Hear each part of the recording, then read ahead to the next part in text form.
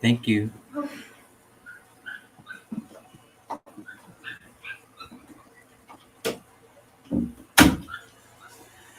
What a morning. Whew.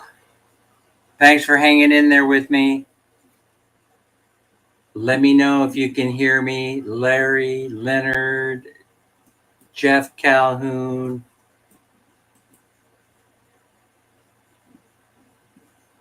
Sammy. Who else is here? Daisy Lynn Castro. Yeah, power outage in the Philippines.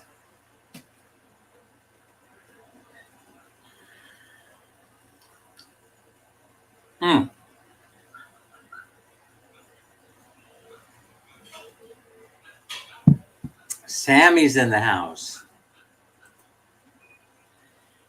All right, let's see what we got going here.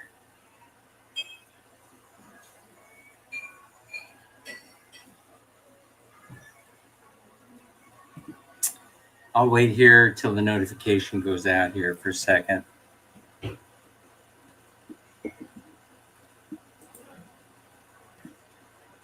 Yeah, we made it. The power just came back up.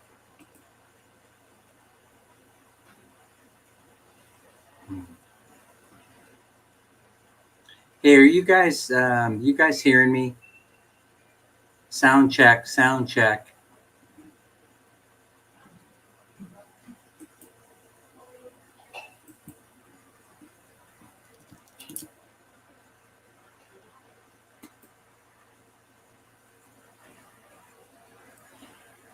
Yeah, I'm going to wait here for a second to get confirmation that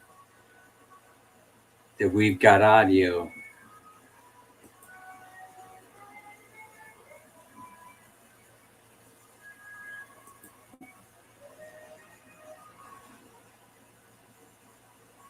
I see I got ads.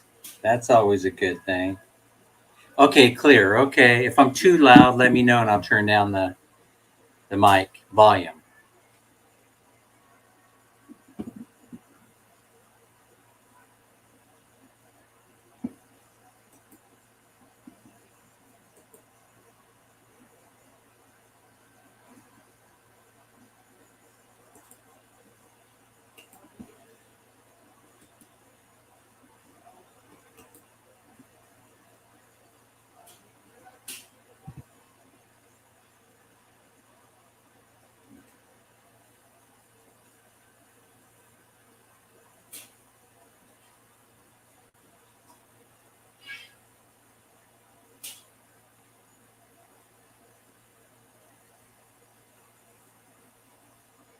Ebony's here.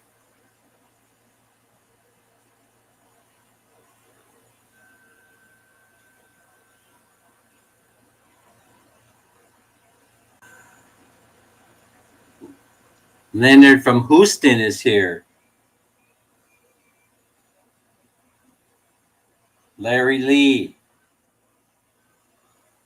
All right, we are underway.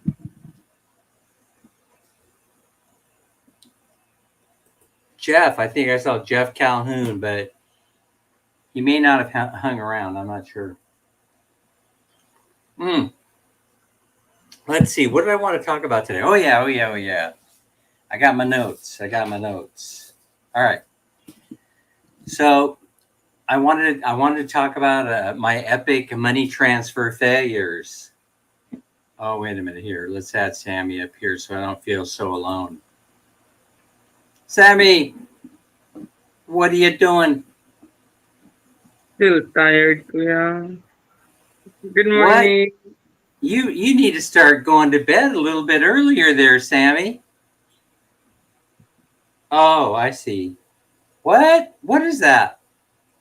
Is that a burn? Is that a tattoo? What is that? Paint. Oh, you've been up painting. Oh, that's right. From yesterday. I remember I went in there and I was, oh, you have your cafe.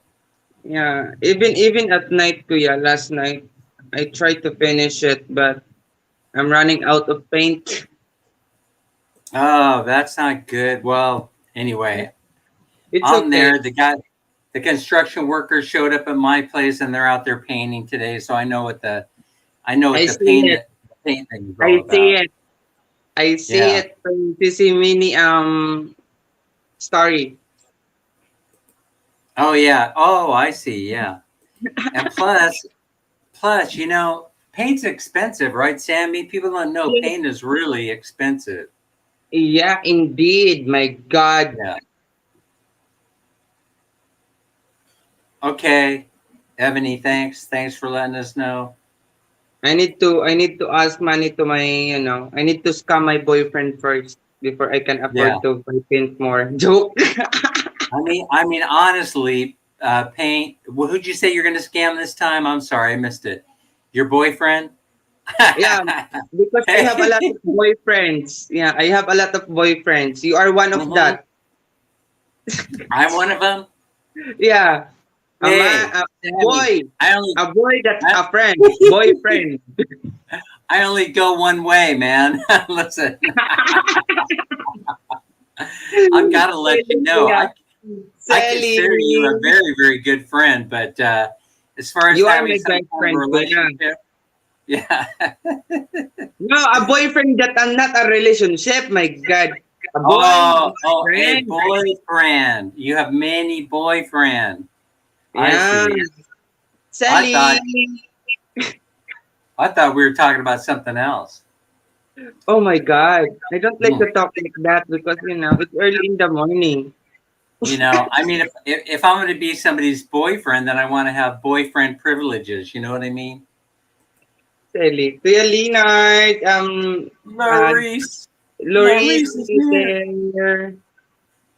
and Robert is here. Robert, come up. Or I will you come down. Come down. Uh oh. Uh oh. All right, let's talk about money. I want to talk about money today. Oh So, my as far as scamming people goes, joke. my God. Listen, nobody scammed me. Here, let me tell you what happened. So, I started testing out all these money transfer places, right? And Uh-huh. I have only been able to transfer money once so far to the Philippines, and I was never able to use that service again.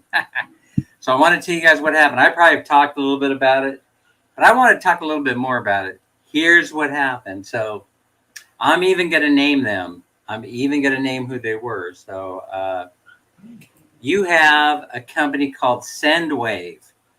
Sendwave is becoming popular because people from Saudi can send directly to their relatives without any hassle, supposedly without any hassle. So I was impressed by the commercials. I downloaded Sendwave before I even left the USA. I decided, oh well, I'll load up as many apps as I can, and I'll use NordVPN, and it'll be like I'm sending money from the United States, right? So I decided I'd start testing it out. One of the first ones I started to test out was Sendwave. Sendwave has a little character, that they wave at you. Let me bring Robert up to the stream. Robert, Hey, brother. there you are. I'm Yeah. waving now, kuya. You can Hey, send let money me now. let me let me play around with my positions. Hey, I'm not getting my positions right for some reason. I've always had a problem with my positions. So anyway, here's the whole thing. I started using Sendwave, right? And a small amount of money, 200 American dollars, sending it to myself in the Philippines. So I was sending it. So I got phones all over the place. I got my Android phone from the US. I got my Android phone here. I kept my phone number in the United States, and I got my phone numbers here, right? And it kind of so far has made it very, very easy to move stuff around, especially using Gcash. I love the Gcash system. Oh, by the way, I've had absolutely no problem sending money to Gcash within the Jesus is Philippines. awesome. But I have had a problem sending money to Gcash moving it from my PayPal account, and that's going to be the next story. So let me finish this one with SendWave. So all of a Um, sudden, right, I see that the money is not going through, but yet they have taken it out. They've taken the money out of my PayPal account, but it has not shown up over into my other phone, my Gcash account. So that I was going direct SendWave to Gcash. It's supposed to be a very, very quick send that only takes a couple seconds.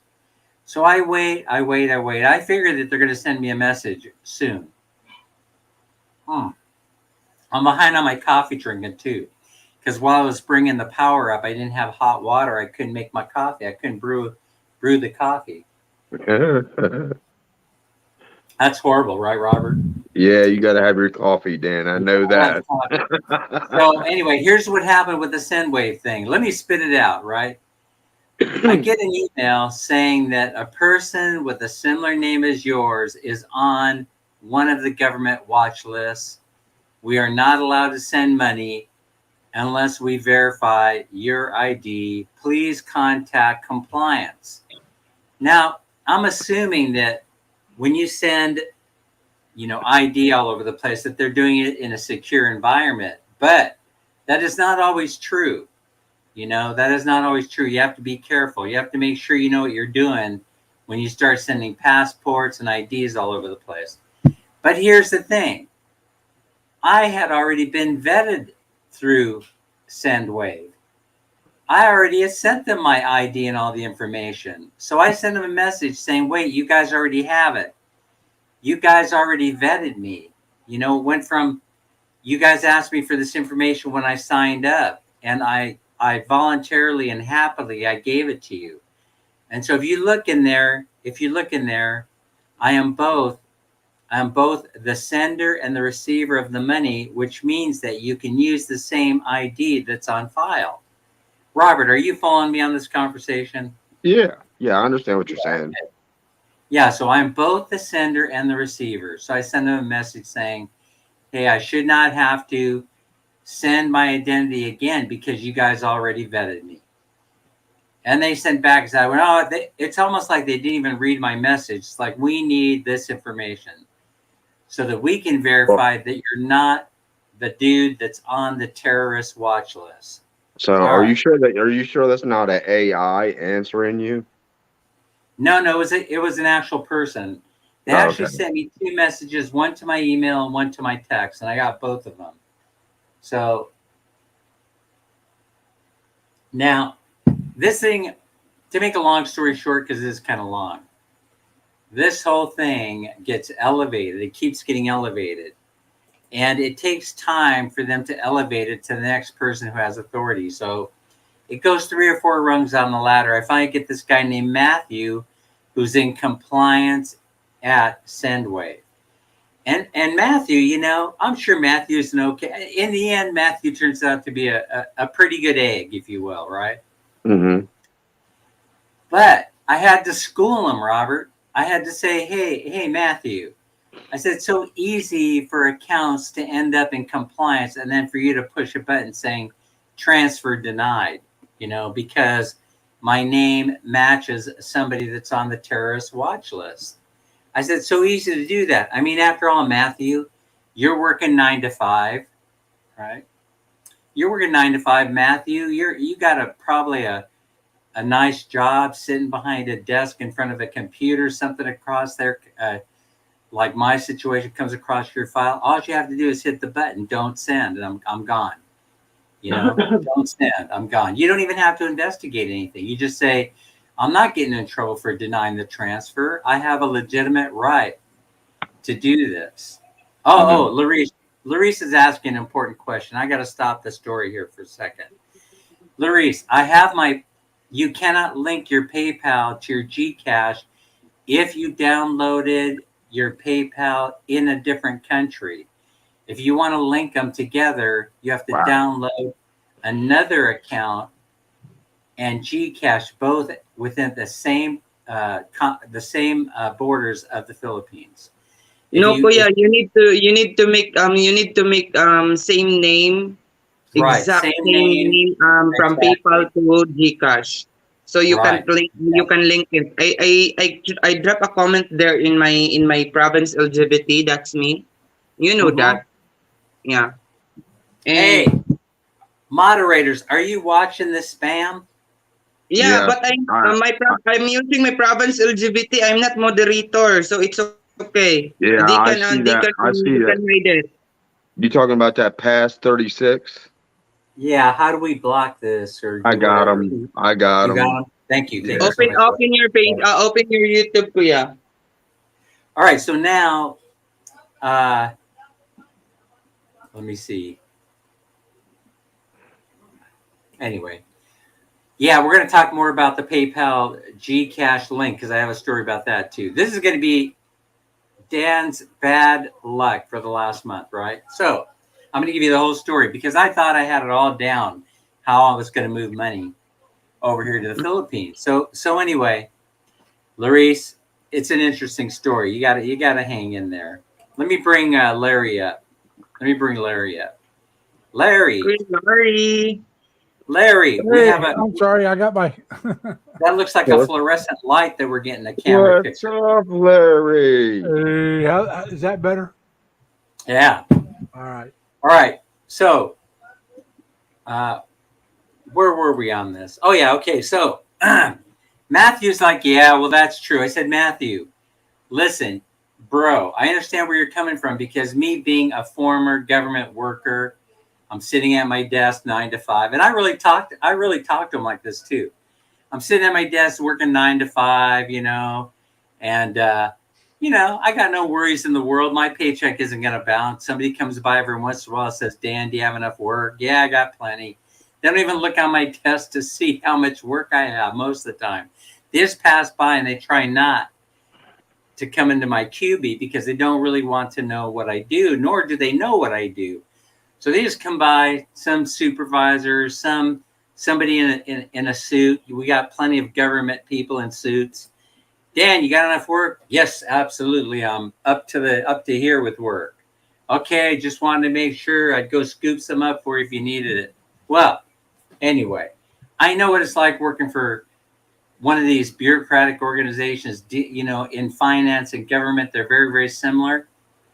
So, how do we block user? Oh, there you go. Yeah, you can Anyway, block him. yeah, let me block them. All right, so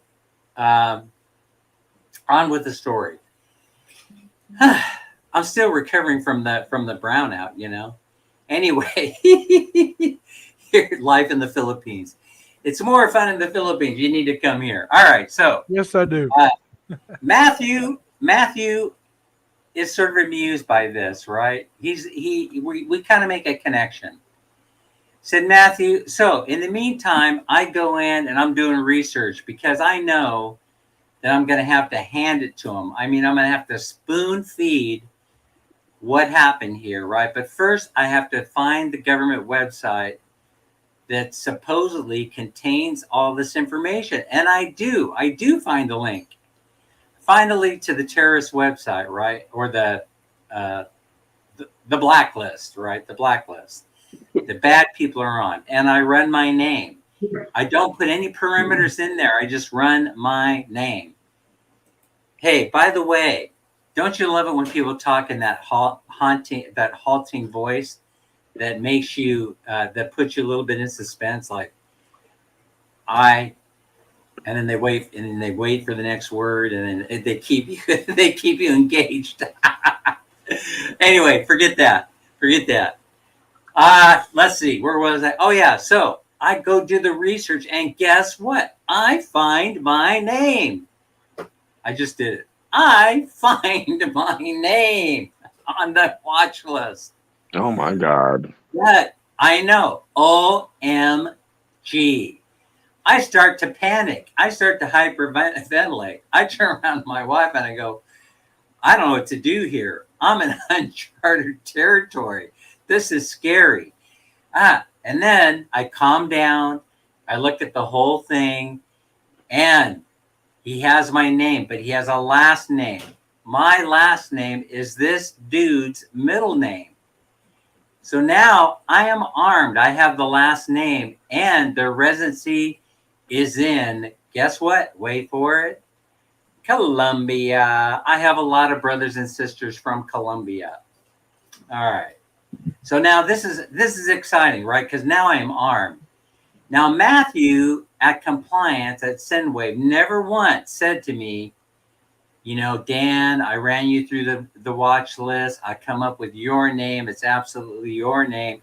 Now I would just like to say that here that the money companies like Sendwave and Chime Bank and those guys, they don't have to do business with you. They're not legally bound to do business with you whatsoever. They're private money transfer organizations, and they make their money 2 or 3 different ways, right? Sometimes more than one way. They could make it on the Forex exchange. They could make it by charging you. Yeah, they could do both, right? They could charge the recipient a fee. There are no limits to how they can make money. So I understand that this is a great business. This kind of reminds me of payday loans, that it's not highly regulated and you could do just about anything that you want. But later on, Matthew says, no, Dan, it's true that we don't have to transfer money. It's true, right? We can do pretty much whatever we want, but we do have to comply and vet out this, when a similar name shows up on this watch list. I said, I understand that. So now, by the way, this is going in slow motion because we have to send emails back and forth. I don't really know where this Matthew compliance character is located. I don't know if he's in the States or if he's overseas, but it turns out that he's pretty close to where you live, Robert. Really? Yeah, I understand that the building is easy to find because there are a lot of people wearing black suits that go in and out all day. So anyway, here's the thing. I'm sorry if I'm boring you folks. I really do. All right, so here's the whole thing. Sammy. Yeah, it's that kind of a story. It's causing people to fall asleep. So turns out Matthew never ran my name through the system. Or if Matthew did, he didn't act like he did. So I have my ammunition. I explained to Matthew, I said, Matthew, Brother Matthew, Compliance Officer Matthew, I am both the sender and the recipient of the money. You already have my ID. But in order to clear up the matter, I have done the work for you so you don't have to lift a finger. All you have to do is check my ID here, and then here's the screenshot of the person that is on the watch list who turns out not to be me. Now, So, hey, Dan. yeah. I went to school with 3 Larry Lees, counting myself. How it's a very, from what I understand, it's a very common name. Yeah, well, like Well, I said, Lee, now, yeah. yeah. Yeah. Well, there was a Larry Mark Lee and a Larry Brent Lee and myself. Plus, when I was a kid, I also had a neighbor who was Larry Lee Allen, and I'm Larry Allen Lee. And I like the name. It sort of rolls off the tongue. Well, my It's mom sort of named just- me. My mom named me Larry because she thought Lawrence sounded too stuffy. I'm named after her grandfather, so that's how I got Larry instead of Lawrence. By the way, there's stuff going on. You're reminding me when you brought up your mom and the reason for your name. There's stuff going on in the background between me and I'm conveying to my wife, where we are in this process, because I'm frustrated. I got nobody to share this with, right? Everybody's like, whatever, Dan, whatever, and so my wife is yelling at me saying, this is all your fault for not having a middle name. My mom did not give me a middle name, but the other dude my last name is the other dude's middle name. So his mom gave him one, right? It was one of them hyphenated names. You know how like in Latin culture, when you get married, you tend to incorporate your birth name in with, it just keeps getting longer and longer. And then one day you wake up and it turns out that you have 20 different middle and last names, like Daniel, Herrera, Gonzalez, Garcia, Estrada. It just kind of like keeps going, right? Oh, dude, I've seen Spanish names that are like 5 feet long. Yeah, that's kind of what this situation is, right? I'm just going to be honest. That's kind of what this situation is all about. Larice, we'll see you at the Dunkin' Donuts after the live stream. Sheila and Reese, I hope you'll show up. Sheila and Reese, you're welcome to come too. Tox, how's it going? I hope you're not bored with my story. Good morning, Sir Dan. Good morning, and love and support to Tox. Tox, I love Tox laugh. You got to go in and sign up just to hear her laugh. If you haven't already done it, she's got the cutest laugh in the business. Daisy Len. Yeah, Daisy, you know how I am when it comes to coffee and donuts. That's where we're going to be heading right after this live stream. All right, the rest of the story. So now I sent all this stuff off to Matthew Compliance. I don't really know his last name. You know how they are. They're afraid that you're going to go to their house and throw eggs at it or something. And so Dodger wants to know if you're okay, Sammy. You probably have seen this note way before I did. So anyway, Buddha's here. Oh, I'm late saying hi, Buddha. All right, so listen, if you ever do business with Sendwave, do not give Matthew a hard time, because Matthew is just he's just, he probably watches a lot of episodes of The Office, and that's the only training that Matthew ever got, for doing their job anyway. So in the end, Matthew turns out to be a pretty decent dude, right? So, because I'll tell you how. So I send all this information over to Matthew, reminding him that you guys are the ones that vetted me, and then I even say, Matthew, was probably even you were the one that established my account and vetted me, that gave me full access to the application in the first place. I'm sure Matthew is like, after the 15th or 20th email, I'm sure Matthew is thinking, oh boy, I've got a live one here, right? I'm just trying to point out, that the comedy of errors in their whole system. That's all I was trying to do, right? So, by the way, eventually I do say to him, I said, I think your president of operations. No. I said, I think I think the guy who runs the whole place, or the woman who runs the whole place, needs to know about this incident. So I said, I'm going to be sending an express mail to your CEO, and we'll see if the flaws can be remedied in the future, where people don't have to go through this, 5 days and many, many hours of where the customer does the research for you. So anyway, because you can't push a button that shows who that person is that's closely matches my name. So anyway, when I was able to find it in 2 seconds, well, it took me more than 2 seconds in order to find it.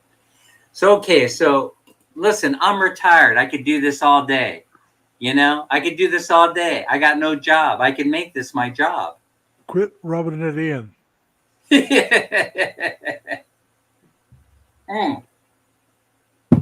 Finally, I'm waiting like a whole weekend for Matthew to get back at me after sending this information.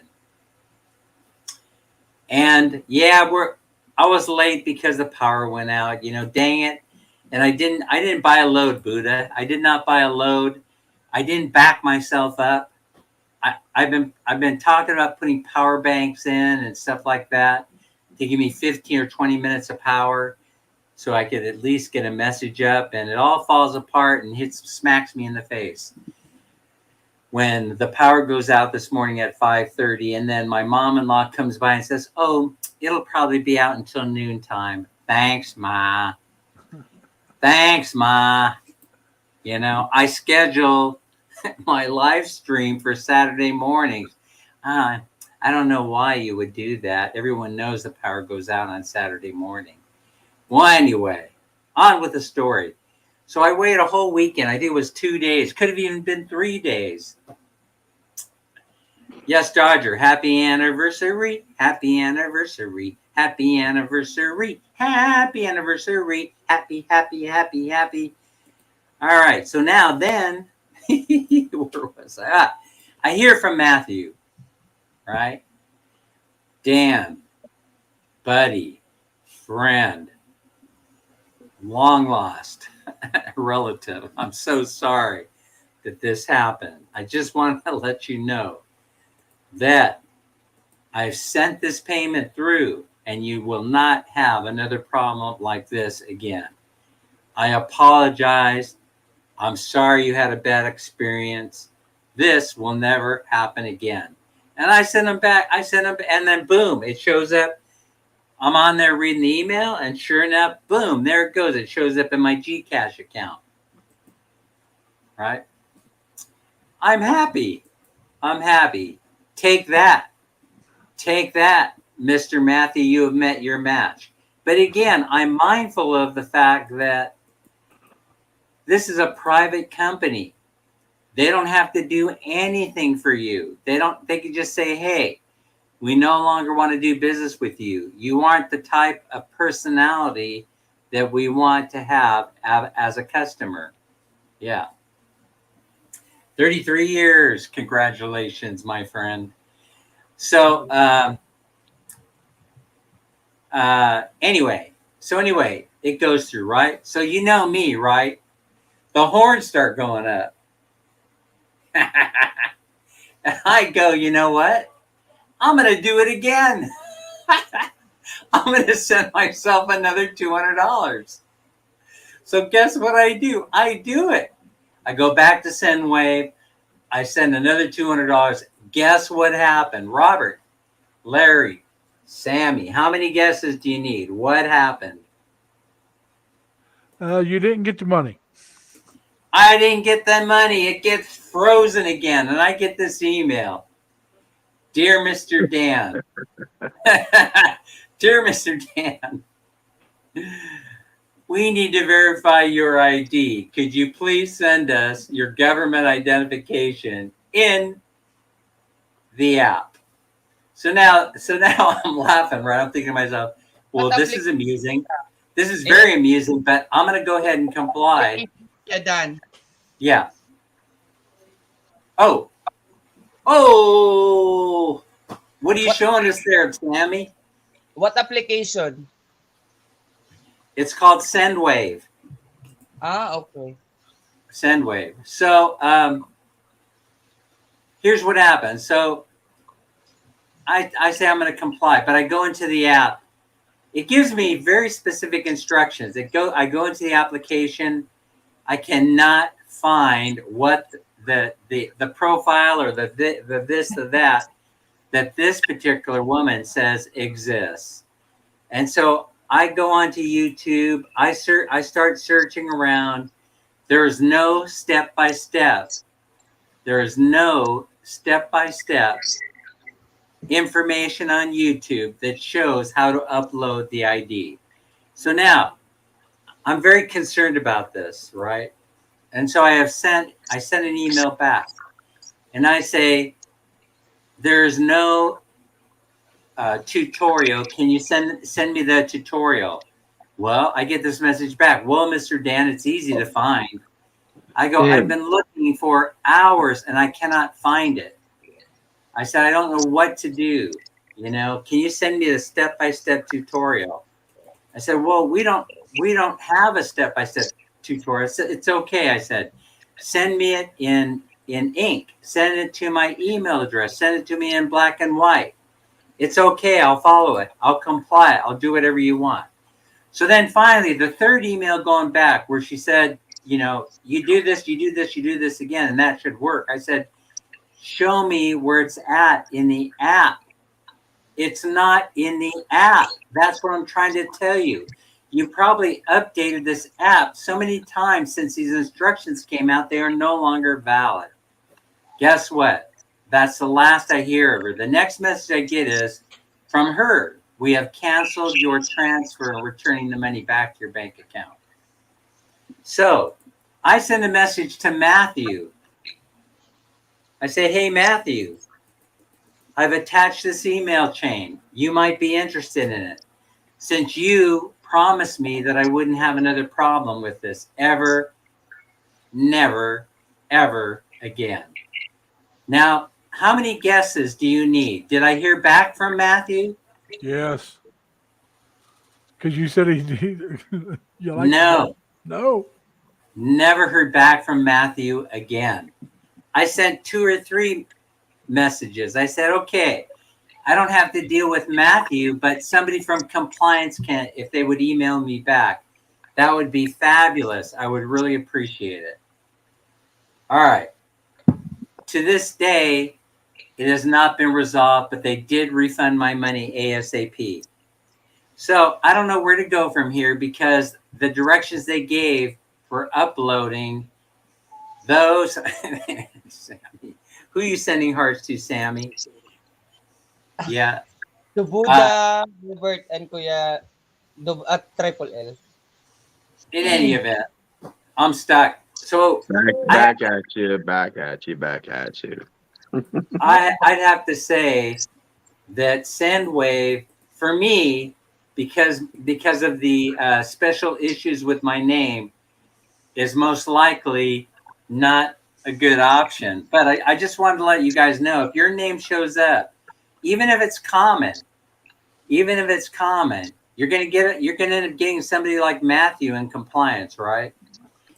And Matthew probably won't take the time to actually vet out, you know, that actually look in the terrorist watch list to see what name is in there and why it doesn't make sense that the thing should alert, you know, once my name came up, which was not close enough because there was one more last name involved that was totally and completely different and unusual. Robert, go ahead. I'm sorry. I wanted to say one thing, that you were saying that you didn't have a way of emailing what they wanted, right? Yeah, there was no way of doing it except through unsecured email. Okay. In other words, they said do it. There's an app. Yeah, there's an app my friend gave to me a long time ago called Genius Scan. You download it on your phone. You take a document, whatever, put it down on a surface, take your phone, the camera takes a picture of it, and it puts it in format where it can be emailed. Mm-hmm. It's not going to be fit because the application is genius, but the user is not genius. Okay. Are you trying to say that? I've used it a couple of times to send documents, and it does pretty well. I'm sorry. I'm just. That's all right. That was a good one, though. I like that.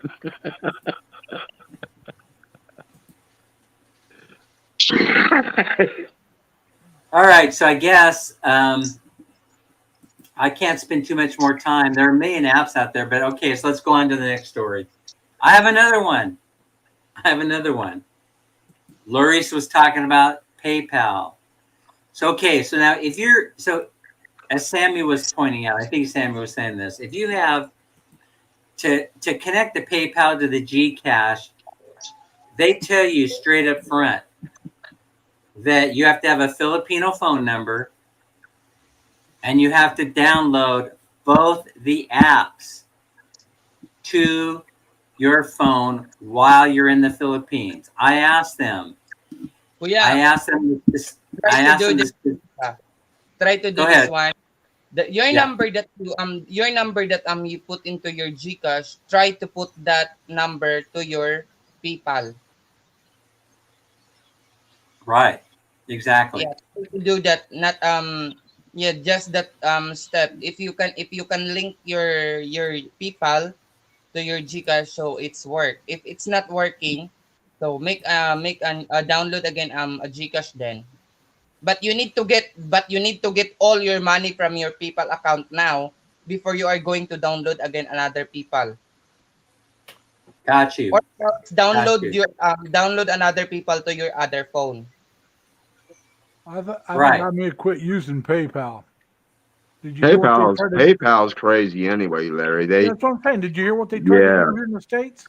They were Yeah. trying to say, now I don't put out information, but they're trying to say if they find that you put out some misinformation, they're going to find you 2,500 US dollars. Right. No, they're not. Well, I Hey, the thing about check this PayPal, out. yeah, This PayPal's is quit. this. You know something, Sorry. guys. This may have something to do with your social credit score. A lot of people Uh-huh. that don't know that we're shifting. I mean, in my opinion, right? In my opinion, the United States is going so far to the left that I mean it's absolutely crazy. And one of the things that they do in other countries is they start doing this thing called social credit score, and basically you get scores, right, but based on your good deeds, but you also are deducted numbers by negative comments that you could make, let's say, against the government, against system of things, and those sorts of things. And so I think PayPal jumped the gun on that a little bit, but that kind of shows you the direction that we're headed. Oh yeah, they So backtracked that so quick. They said, "Oh, that was misinformation that coming out. That was missing," but they lost, and I think I forget how much money. Their stock dropped almost 50%. by the way, I'm sure you have a very, very high social credit score there, Larry, I don't know. for Like I said, doing I don't really pay for attention to doing that good stuff. deeds. It's all about Something that Leonard said. I've never had a problem using PayPal. PayPal just likes socking you real hard fee wise, right. and that's Right. what I don't like. I used Okay, PayPal so one now, time to pay a bill, and I haven't used them since. And that's probably been 2 years. So I probably don't even remember my PayPal Yeah, number anymore. But so I just wanted to say this. I just wanted to say this about the PayPal thing. Some of you in this stream who have PayPal accounts, I have sent you remittance through that and have never had a problem. Here's what we're talking about. You can't send directly from PayPal to Gcash if your PayPal account originates in the United States. yeah, I get what you're saying. Yeah, here's how they do it. I'm going to tell you, here's how they do it, and here's what happened to me. So I have a friend who in the Philippines who has a little bit of an emergency situation. I've got to move money there quickly. So I go into my PayPal. I already have their Gcash number, right? I go into my PayPal account and I tried to send the money off to them to their Gcash. Guess what happens? I get a message from them saying that no, you can't do it that way. You have to use our partner Zoom. Now, many of you probably know that PayPal and Zoom are now one company. Right. So I go, okay, no problem. They say, go over to the Zoom app, download the Zoom app, and send the money to the Gcash account using Zoom. So I go into Zoom. They say, use your PayPal login. Everything is going to be fine. And I do exactly what they say, and I send money. Everything arrives just fine. No problem. All right. Try to use this. It goes straight to their Gcash. All right. Well, we'll talk about World Remit too, Sammy, because I have a story about them also. I tried them all. And I have had a problem with every single one of them. All right. So check this out. So I'm just irritated. I was going to keep my mouth shut about this whole experience. I'm just irritated. I'm irritated with the whole thing. They make plenty of money. They make plenty of money doing what they do. They don't need to put these kind of roadblocks in front of everybody. But I realize that what this has something to do is what Larry, it's just a fine, right? It's just a fine. They want to control what you say and do. It's an experiment. It's probably a social experiment. But the United States simply doesn't want cash leaving the U.S. right now. Right? There's Yeah, they want to stay in there. Yeah. Yeah, they just don't want it. They just don't want to make it so seamless and easy to do. So anyway, here's what happens. The second time I try to do it, guess what happens? I receive a message from their compliance unit. Dear Mr. Dan, you're associated with somebody who we don't like. And because you are, we're not sending this cash through. So but however, we are not willing to, nor are we going to disclose the reason. And then they put another spin on it. They say, it's not you. It has to do with the people that you are associated with. I'm sorry, Dan. I didn't mean to be a bad influence. May have been involved in activity that violates our policies. So I sent him an email back, of course. I'm not going to let this lie there. And I sent him an email back and said, yeah, okay, all right. You can't tell me anything. You can't give me information. You're afraid of litigation. But it shouldn't have anything to do with me. It shouldn't have anything to do with you restricting the movement of my cash, except that you don't want cash going to an account or certain people on the account. But if I want to send money to myself, I should be able to send money to myself. This actually is what I'm attempting to do, right? Yeah. So the next email I get saying we've decided to close your account.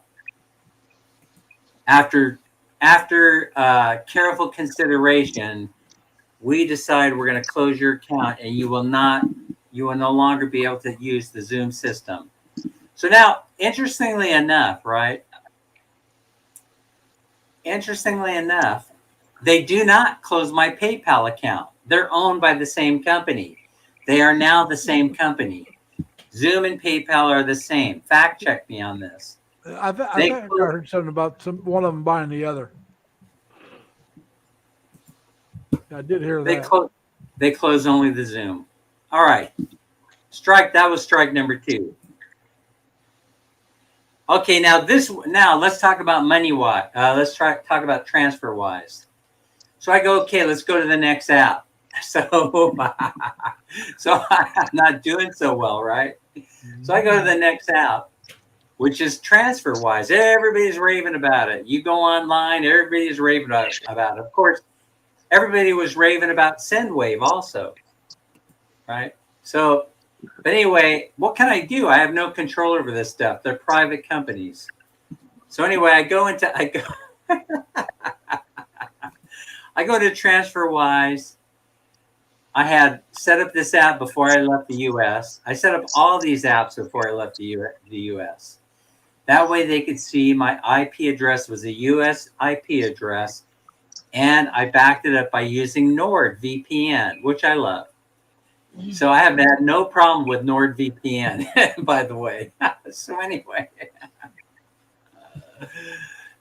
so that's why I use PayPal. It's instant. I'll pay. Yeah, but getting money to the Philippines is great if they have a PayPal account.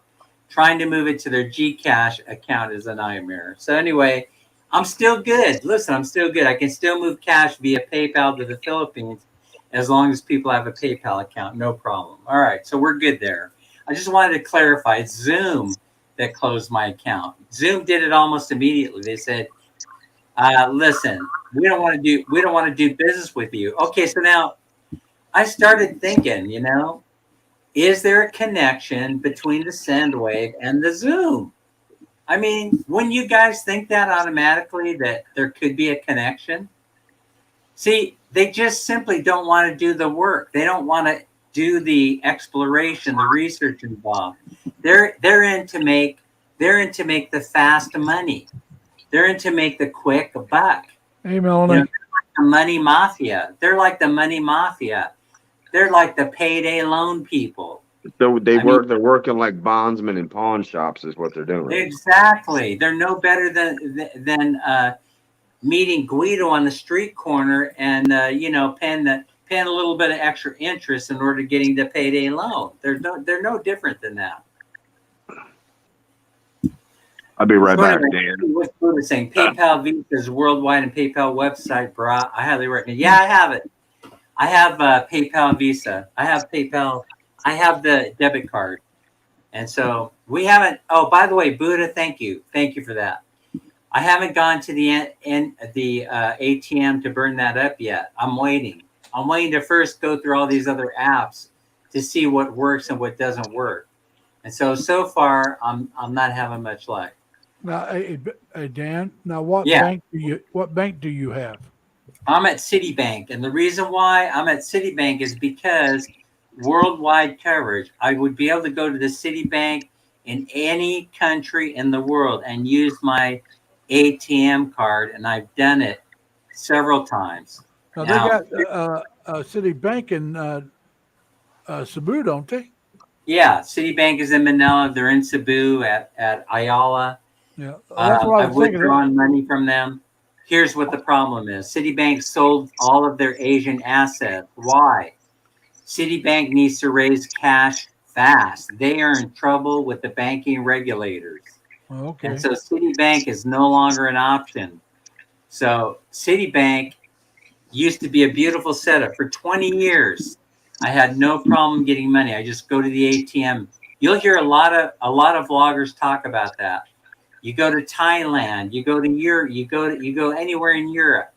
You go to the Philippines, you go to anywhere, just practically anywhere. And you just hit that Citibank ATM machine and pull your money out. Never had a problem. Now, all of a sudden, they have to raise cash, and they have sold off their Asian assets. Okay. So I can't recall who. All these deals are supposed to close by the end of the year. And so you're going to see the signs start disappearing off of the Citibank locations in Thailand and the Philippines. Yeah. I know they closed a lot of their brick and mortar banks. I was thinking about joining Citibank, but I would have to go to New York City to do it. And it's like, I don't want to have to go. Oh, you can do it. I'm not banking online, starting a bank account, not doing it online. Right. Call me old school. My computer, I have Norton for virus protection, but you need something a lot stronger than that if I'm going to be putting a lot of personal information on my computer. Because somebody hacks it and there's everything you got gone. Yes, I am a nervous Nelly when it comes to my information. I really like to keep it closely guarded. Oh, it's the end of the world as you know it, Larry. So, hey, listen, it's been fun times up till now. Yeah. Well, yeah, but there are banks that you can still get your money reimbursed. So I would have to look into that. Buddha, there's my Wise MasterCard. Buddha, I just want to let you know I got one of them. I got these. I got my Fidelities. I got this one. These all can be used like ATM cards over here. I use my debit card even here in the States. If I don't have the cash on me, I use my debit card. Here's the PayPal MasterCard.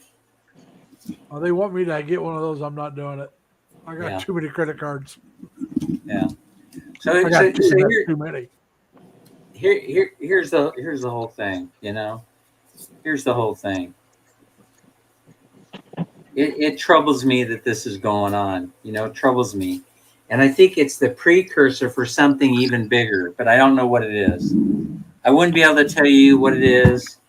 I just think that we're headed for uncharted territory, and it's happening right now. It's in progress. All right. TransferWise was not their problem.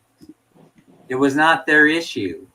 My bank shut down that transaction. So with TransferWise, they send me an email saying that your bank did not authorize the transfer of the money.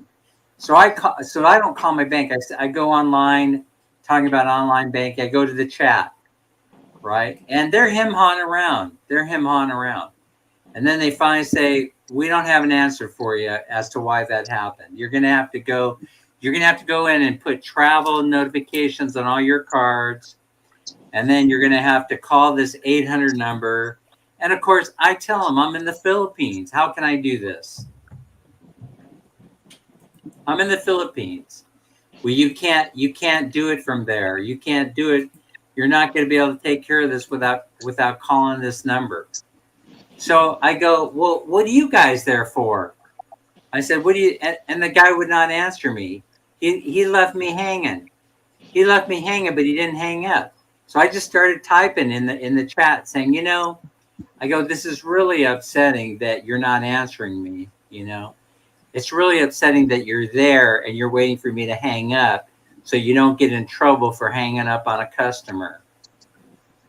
Isn't that what's really going on here?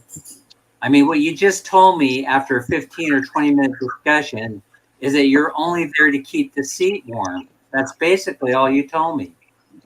So then I do hang up eventually.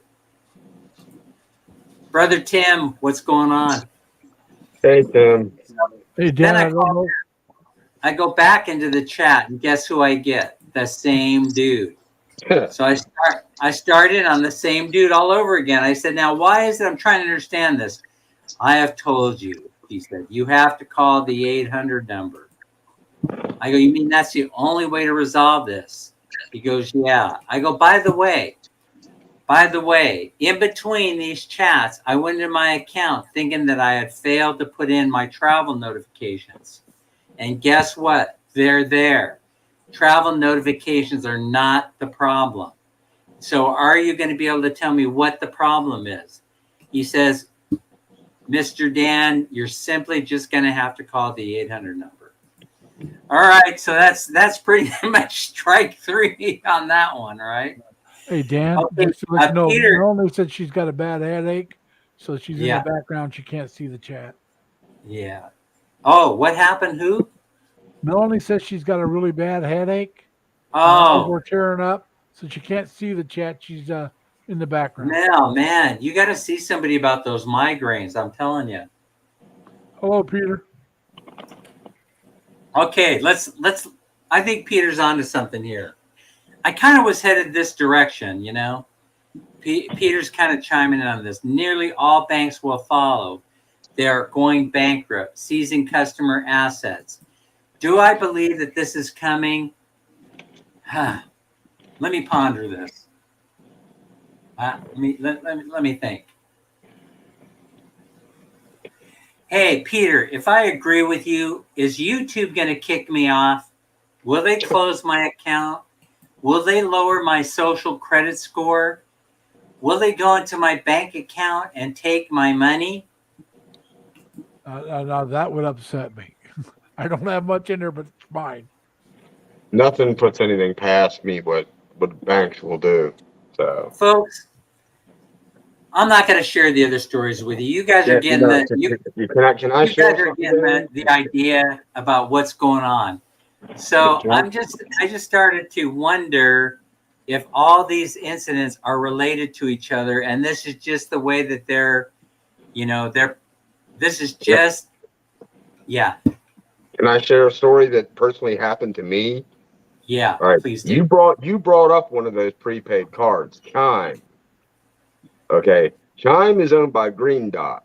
Okay, there's a couple of different ways you can load money on a Chime card. All right, they got specific locations you can go to load the money. There's like a $4.95 fee to load money. Yeah, up to $500. I used to. Yeah, well, I did this. I got money and I loaded it on the card. Normally, I check it before I leave. I got the receipt, the whole 9 yards. When I go to send money on the Chime card, there's no money there. It never got loaded on the card. over $1,000 something. And I had to do it twice because, like Larry said, you got a limit of how much you can put on at one time. So I had to do 2 different times to load the whole thing on there. All right, I went around and around and around with Chime. No, we have nothing to do with this. CVS is telling me, you need to go to Chime. And Chime's telling me, no, you need to go to Green Dot. Yeah. And I go, hold on here, man. I said, y'all are running me all over the place. So the only other option I had is small claims, right? Yeah. So I started All right, contacting lawyers. I got to tell you guys. I got to tell you guys. I think we're like. I really do think we're in uncharted water, and Peter's making a point here. Convert all cash into gold, or are you saying liquidate your assets into cash? Because my wife is saying she's saying, hey Dan, you have something's going on in your head. Because, all of a sudden I flashed. I said, I'm hearing the voice. We have to do this now. I'm hearing the voice. We have to do this now. This is what happened when we sold our house in Sacramento. I woke up and I said, we have to list the house. Today's the day. And she's kind of looking at me like, have you lost your mind? I go, no. We have to get the cash out of this house. We have to do it now. And that's how that happened. And I'm hearing it again. I'm hearing the voice in my head again that's saying what Peter here is suggesting. Get your cash as quickly as possible in your mattress. And so the final thought on this whole bank transfer thing is, or like, as most of you know, I told you I put my son as on the bank account. He has equal access to the account.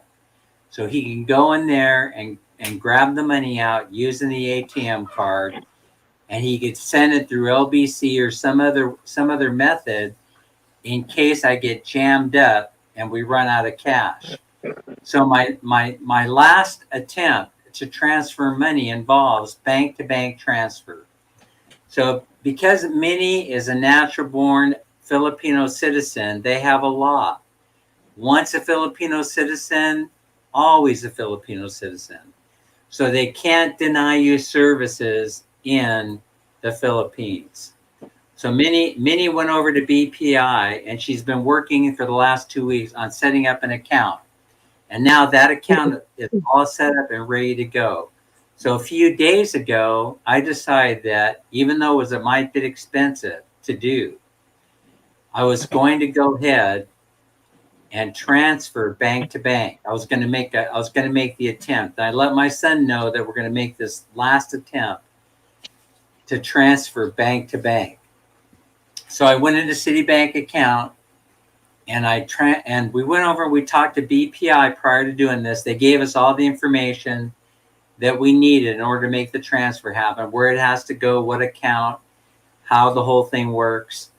And then I went over to Citibank. I went online, and right now Citibank is pushing bank-to-bank transfer because they want to make the money on the Forex exchange, right? So they're all happy and promoting this bank transfer stuff, right? And so I went in there. It took a few minutes to figure out what to do and how to do it. I found a step-by-step guide online from Citibank on how to do the Forex transfer online, and we were able to send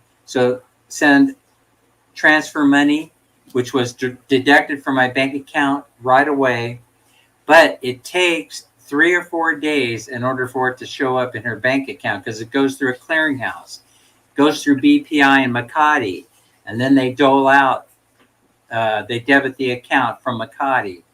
So it'll be Monday or Tuesday by the time we figure out whether it was successful or not. But Citibank sent me an email verification saying that we sent the wire transfer. Everything seems to be okay, right? So once it hits Minnie's bank account, then of course we'll be withdrawing that money, and then we'll probably end up I don't know how we'll protect it. But Peter here is saying, you can't eat or use gold or silver or cash. Come to think of it, you can't eat cash. So he's saying he invests in food, generators, and hard assets. Things that are going to come into play should all of a sudden the power grid shut down, banking comes to a dead stop, and all these things start to occur. I'm thinking, I don't want to put, words in his mouth, but I'm thinking this is where he's going with this. Sammy's saying bank to bank is a better one, and that's what my ex-boyfriend did before. Okay, so that's what we have in play now, and I have confidence that it's going to work because I have confidence in BPI. And so I've shared with you all the failures, and I'm sure they're boring the hell out of you. Peter says I only keep about $500 in the bank for emergency, no big loss if it's gone, and that I think is great practice.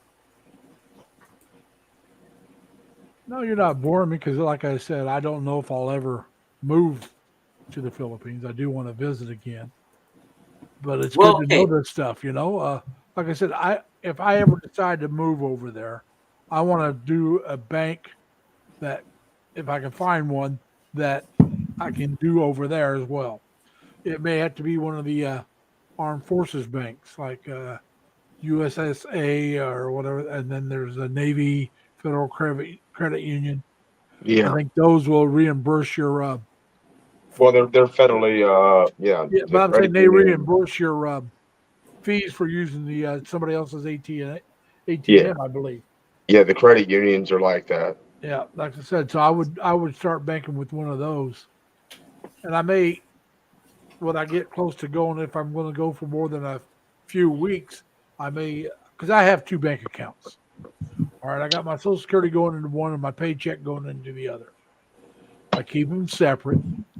I pay my bigger bills right now out of my Social Security, and then at least a few. Like I got all my, but no, I can't say that because about half my automatic bills come out of my Social Security, and the other half come out of the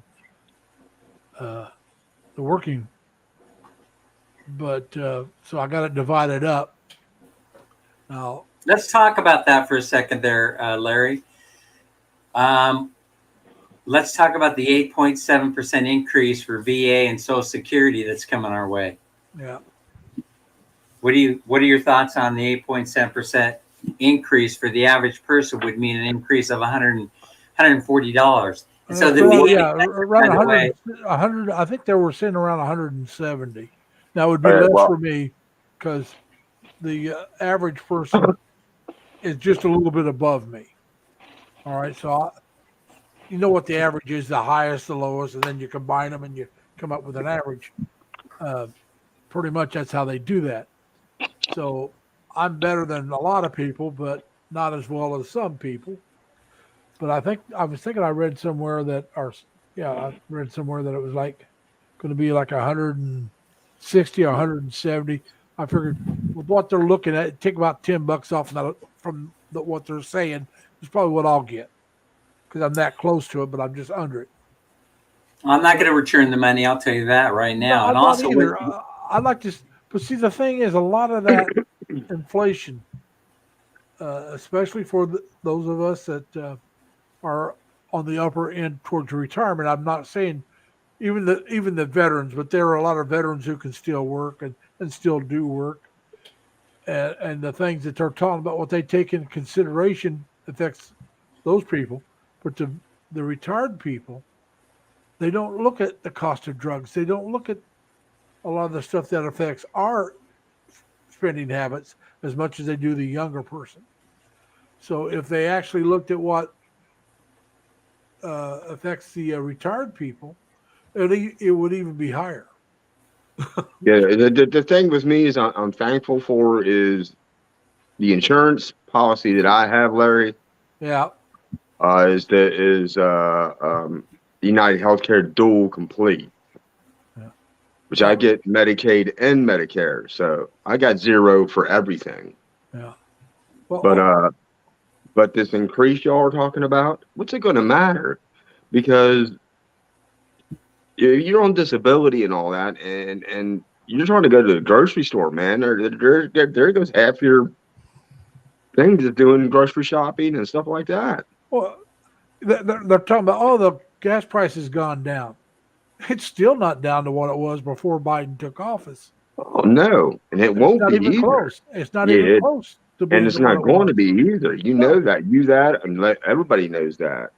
I mean, now I'm lucky in that I picked the right car. All right, I fill my car up about every 2 weeks. You Is know, yours a hybrid, Larry? no. Just gets good. I get about.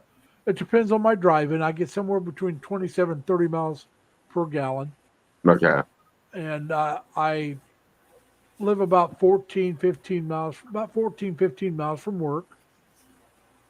But like I said, I mean, I get pretty good gas mileage. You get somebody that's got 20 or like your truck, it'll kill you. Well, like you know what I own, Larry. Yeah. So As I said, your that's truck will exactly kill why you. it's parked. Now, my RAV4, I used to have a RAV4. Now I got a cross track. It's smaller than a RAV. My RAV4, I did all right, but it's not as good as this. No, On that, the highway, I did better, but I mean, yeah. combination driving, I was only doing about 24. All This right. one, I'm doing about 28. Now, Yeah. that 4 miles, when you add up every day, that What? saves you a lot of gas. All right. Well, that Bronco that I own, city driving 8 miles to the gallon. Highway at best 10 to 11. From dead empty. And this is when gas prices were $2 and something.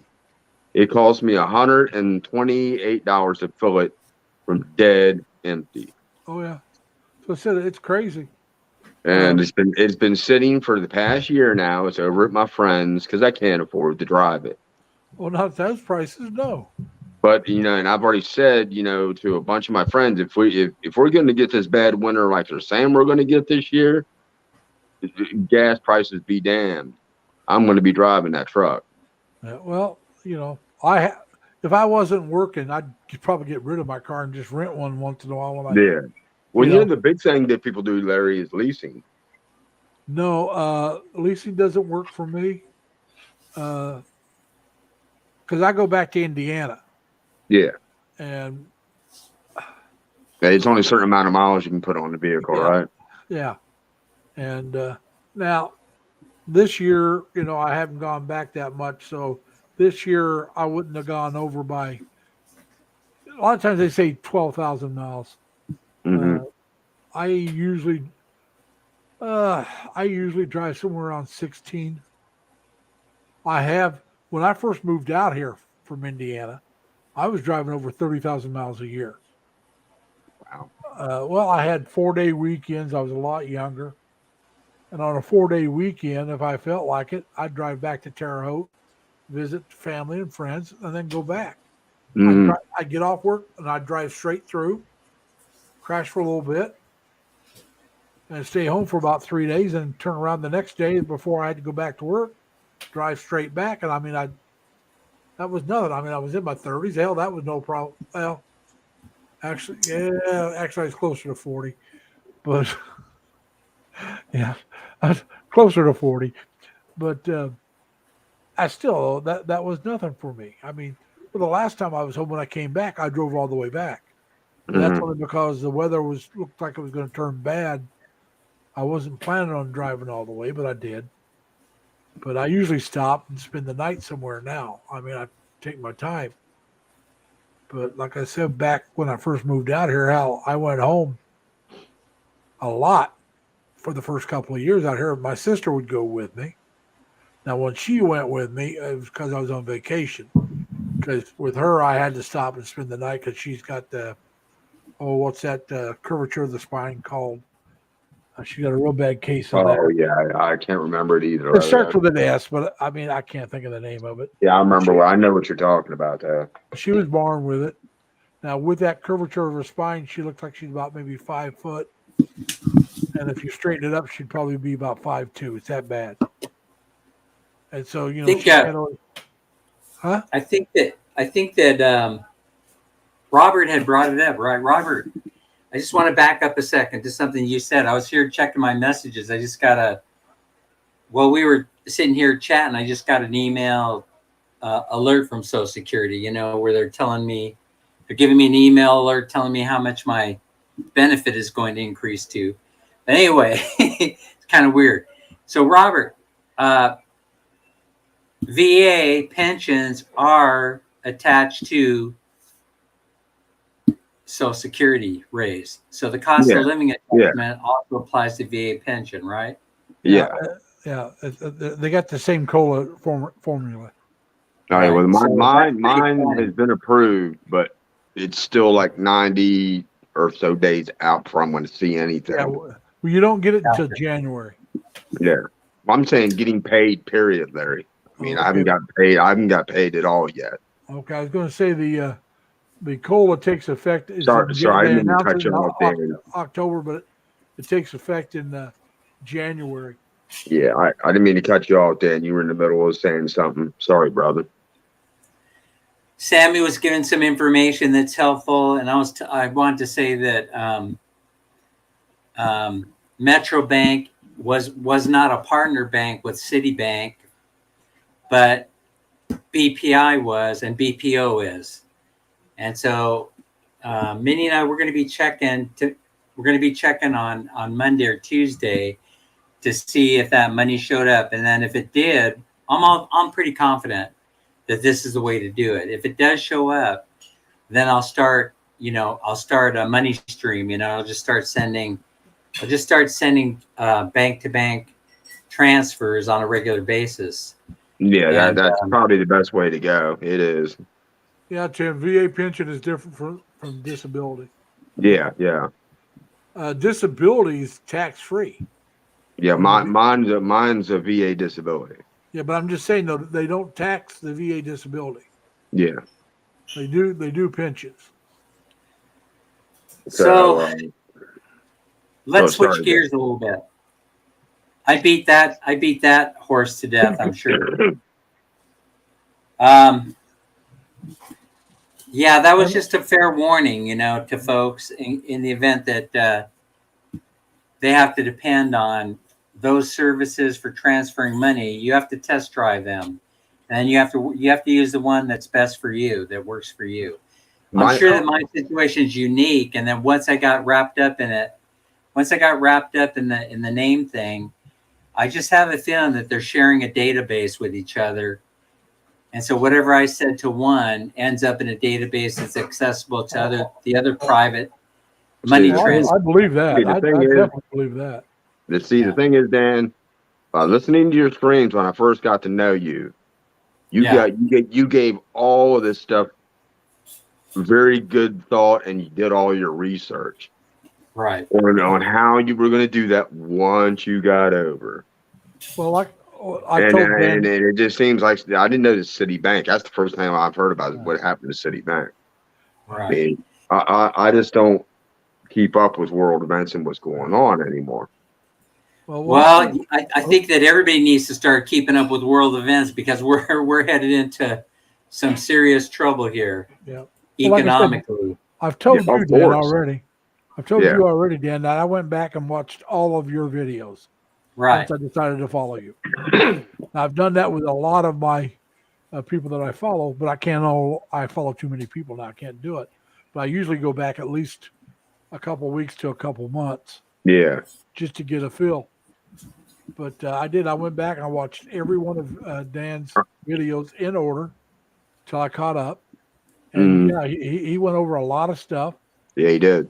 And he might have thought people didn't enjoy it, but I enjoyed seeing the updates on the house. The thing with Larry about Dan, the thing about Larry. Yeah, the thing, Larry, about Dan is because I was in the process and I was getting lost. I was Googling here. I was calling organizations here. I was calling this organization. I was getting conflicting stories. So, I would go to Dan's stream because he's in the process of doing it. Yeah. So he would know. And I asked him the question, what do I do in this situation? And he would tell me what to do. I'll tell you something else, Robert. There's the, the Philippine expat information? Yeah. Channel? Yeah. Do you follow Steven? Yeah, I'm subscribed. Yeah. Okay. I really like. Dang, Larry, you just brought something up. For the most part, I really like Steve. I like the information he puts out, but he said something that I totally disagree with that I want to talk I don't about. agree with him on everything, but listen, it's scary that he because he's pretty level-headed. He's a pretty practical guy, and he gives out great information. And so I was kind of surprised when he said this. What's that? Folks, if you move over here, if you decide to move over here, do not stop paying your Medicare premiums. Yeah. Can I tell you a secret, Dan? I've done my research on that too. I don't pay now. I've done my research on that. Oh, you don't pay? No, you don't have to. I just do strictly the VA. I don't pay. Right. I don't pay anything. The state picks up my pay. But you don't have to. You don't have to pay, Larry. If I didn't live close to a VA, I would have to have. Now, Robert, if I joined, the state might pick up some of my costs. Yeah. But I don't know because I work as well. Now, I know if I was actually retired, they would. Yeah. Right. And it wouldn't cost anything. Yeah, they picked up mine totally, Larry, and they pay it totally. Medicare, the rule for Medicare premiums is that you must have a like insurance policy similar to Medicare in order to get the premium payment exemption, so you can actually delay signing up for Medicare for as long as you want. So, but my point here is this. He was saying that if you plan. Here's the example. He was saying, and he may be right. I just didn't disagree. I just disagreed with this. But in this circumstance, he may be right. I'm not sure. But you have to think about it. I'll present it. He does a video and he's talking about Philly in the Philippines. And basically, if you follow Philly in the Philippines, he went back to the United States because he feels there's something going on inside of him. Maybe he panicked a little bit. And he went back to the United States to get a medical checkup. When he arrived, they told him that because he's been out of touch, he's considered to be a new patient now, and he can't go see his previous internist. So that means he has to sign up all over again, and that whole process can take anywhere from a month and a half to 3 months. Yeah. So, Information Channel, Steve suggests that why would you continue to? He suggests this. He didn't say it the way that I'm wording it, but if I understand it, he made that example of Philly in the Philippines. He said that why would you continue paying the premiums on Medicare if you weren't going to get the benefit? And so it turns out now Philly in the Philippines. In his channel, if you go back over there, he addresses this. He said, it turns out that I ran into a person who said the best thing you should do, or what I suggest you do, is go back to the Philippines to St. Luke's, and they will accept your insurance coverage at St. Luke's. You're exactly right. Right, and guess what? I did my research. I did it then. I have it. So I know. I did it then, and I did my research. And I found out about the St. Luke's. You're talking about people. Okay. So here's the thing, right? They'll accept Medicare. Right. Who will accept Medicare? St. Luke's Hospital. He has a blanket supplemental policy. What? You see, this is why they accept his insurance there. Yeah. No, I'm sorry, Dan. I'm Larry Amir. Yeah. Explain it to Larry, because I did the research too, and I found that out. Right. And that hospital will accept American Medicare. And St. Luke's where? It's near Manila. They got like 2 or 3 locations, don't they, Dan? Yeah, they do. Yeah. They do. But the one in Manila, here's the thing. It's not the Medicare. That's not the direction I was going. If you found out something different, then you know something more than I do, Robert. Yeah. But here's what happened. Yeah. It's Cigna Health that he has. Oh. I'm guessing he has. It's the supplemental policy to Medicare. They will reimburse. They will pay when you're traveling abroad. Yes. right? It's Medicare Plan F. And this is the reason why I have that policy. I wasn't 100% sure that it was going to work, but I now know that it will. And so, in fact, a lot of people have Medicare Advantage plans in the United States. And if you go on YouTube, there are consultants that are saying going with a Medicare Advantage plan is the worst thing that you can do. You won't get the full benefit of your premium. It's a ripoff. And there are articles that are starting to show up because we're in open enrollment period for Medicare. Mm-hmm. And so they say stay away from the Medicare, stay away from the Senior Advantage programs and gravitate or check out the other ones that are called Medicare supplemental policies, and that's what I have. Well, yeah, so, I think it was your last stream you did. Right. I showed you they sent my new book for 2022, 23. Yeah, I got that. So, and they've been sending me letters and all that. And my insurance company, if I stay with the plan I'm with, they'll send me my new cards for the year. Right. They've already sent me a book from my insurance company, the changes they're making. So just to make this clear, because Tim is making the point, he says, I'm not sure if St. Luke's takes Medicare. And I'm in the same boat that he is. It wasn't the Medicare policy I was talking about. It was the supplemental plan.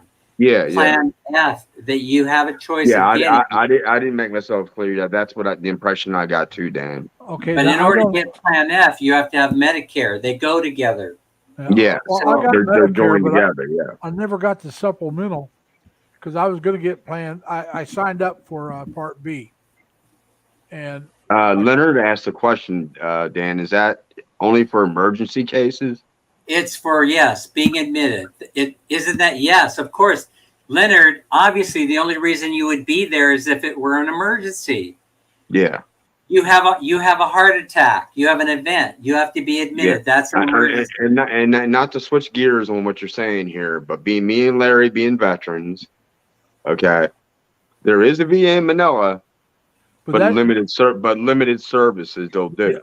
They farm out. Yeah. They farm out their services. If you need something major, like a surgery or something, you got to go to Guam.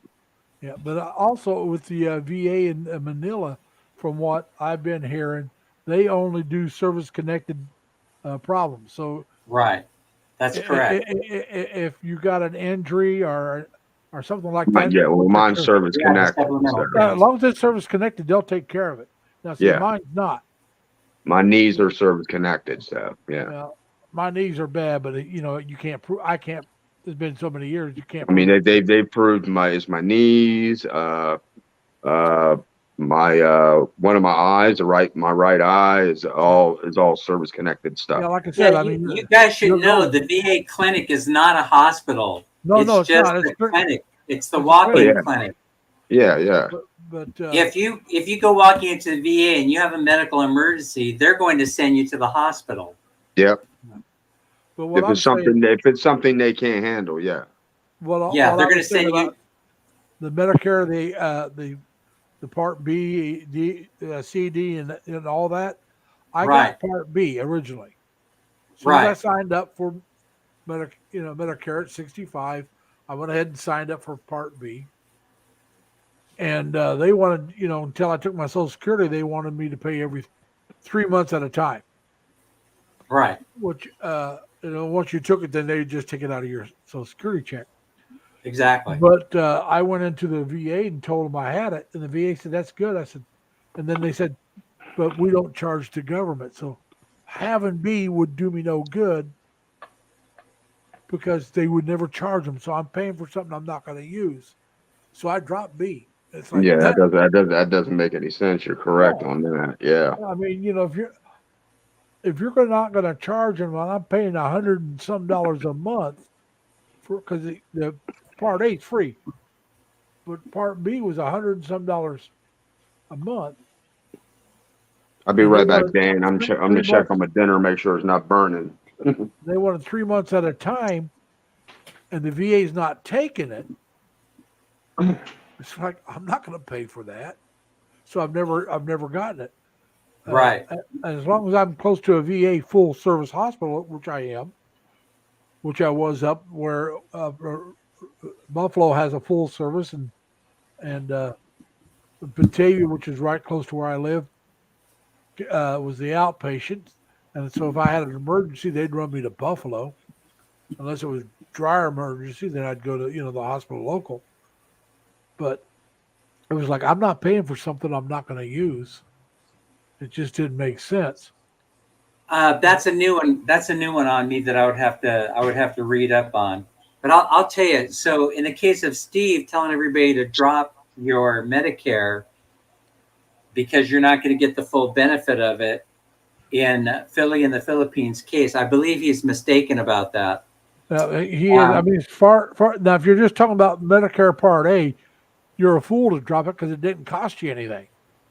No, obviously you have to carry it. Yeah, I'm just saying, no, you'd be a fool even if you could drop it when it's free. Right. Now, talking about that, there's this vlogger, Marky Shoemate, and he lives in Umalado area on, I think, Negros Oriental. Right. Or Occidental, I can't remember which side it's on. It's on the. Maybe Steve missed this part, but let me articulate it as best as I can. You can't have the supplemental unless you have Part A, B, and B. So let me articulate this. Steve may not know this, but you can't get Part F or any of the others that go along that handle these emergency situations if you end up being hospitalized when you're overseas. You can't get these benefits unless you have Part A and Part B. That's what I wanted to articulate. Well, like So I said, Steve, if I decided to move the Philippines, Steve erred in this example. Huh? I said if I decided to move the Philippines, I would try to find some insurance. Whether Medicare, it would be difficult. It would be difficult, but you probably would be able to do it. Well, Mark. Yeah, I mean, that's what I learned from Dan's channel, Larry. When I first started watching him, is to do the research, look into stuff. Well, like I said, Marky Shoemate, he just went back to the States because he thinks he has colon cancer. And they did a colonoscopy on him in Dumaguete at Silman Hospital, University, the hospital there, and so he knows he's got just how bad it is. He doesn't know, so he just landed in San Francisco here this week, and because like I said, he didn't have insurance, and he started looking, and he found insurance that would cover people his age, and he's over 65. I'm not sure how much, but he found something out, and he was going to get it, but it's like it's not going to cover that because it's a pre-existing condition. So he went back to the States because Medicare will help him with it. Yeah, they'll cover it. They'll cover it 100%. If you get a condition like colon cancer, you better have cash in your pocket if you're going to get treated overseas. Lord, well, I've already learned from too many people I know in the Philippines. If you ain't got no insurance, you're paying for everything up front. Well, before you see a doctor to get the medication, they won't even let you out of the hospital till you settle the bill. Actually, though, seeing the doctor, that's something you could probably pay out of your pocket. At least most of us can. But the hospital, that's a whole different ballgame. Yeah. I mean, and for an example, when Sammy's papa got in a motorbike accident, he was in the hospital. Everything had to be paid in the front. Yeah, but I'm just saying, just to go in and see a doctor, compared to here in the state, it's nothing. Like Steve talking about that lawyer he has that his group, his community, whatever you want to call it. She charges about $40. Try to get a lawyer to talk to you for an hour here for $40. Oh yeah, okay. Yeah, I was talking. I saw. I can't remember whose stream it was. No. I'm not mentioning no name. It's a friend. He's on YouTube. You said something about the lawyers in Philippines. He paid money to have something done, then got screwed. Yeah. He kept the money and did nothing. Yeah, that's why I said, that's why I like about Steve. He tells you that can happen. Yeah. And So so whenever he finds somebody that's really good that he can trust, if you're in his area, he'll tell you about it. Hey, go to this dentist. Go Tim to is this Tim place. is correct here with this statement that even with insurance here, you pay up front. You have to wait to be reimbursed. But I think what Steve has said in the past is if you're with Pacific Cross, they have partner doctors and partner hospitals and they will accept your insurance card and bill the insurance company. Yeah, there's certain insurance I've heard that. Right. Mhm. So I think that, but for the most part, I think Tim is correct about that. Yeah. I mean, the only thing is the real that I listened to what you had said, Dan, and it got to a point where it just got too confusing with the Medicare, the supplements. And I said, I said the easiest way for me, I finally decided because I didn't tap into my benefits in the VA, and I finally just ended up tapping into them. Okay, so that I'll have medical coverage, I'll have an income coming in on top of my Social Security disability. Yeah. Now, And I said, that way, if something major goes wrong with me, big deal. I'll go to Guam. All right. Let's lighten it up. No, we're not going to lighten it up a little bit. I got something else I want to talk to you about. Thank you, Randall. Randall's here, and let's see, who else did I see? Druzy. Thanks for coming. All right, let's talk about, I want to go talk about a couple of vlogs, a couple of videos this week on YouTube. One of them that caught my attention is Lynn and Anthony's life in the Philippines. Have you guys ever seen that channel? No, I haven't. No, I haven't. Lynn and Anthony have 31.4K subscribers. Oh, wow. 6 days ago, he posted a video that got 7.K views and is climbing. It's titled First Time MRI in the USA. So here's what happened. Here's what happened. He goes to the United States he goes back for an MRI because he's struggling with enlarged prostate. And so, listen, everybody wants to be a doctor when you start talking about enlarged prostate. And I'm the same way. I want to give you my. I'm not a doctor, nor do I play one on TV. Right? I noticed in the comment section, everybody wanted to chime in on this particular subject. So I figure I would talk about it. I figure I would talk about it for a couple of different reasons. Maybe you're having problems with your prostate. I don't see anything wrong with talking about it publicly. Prostate.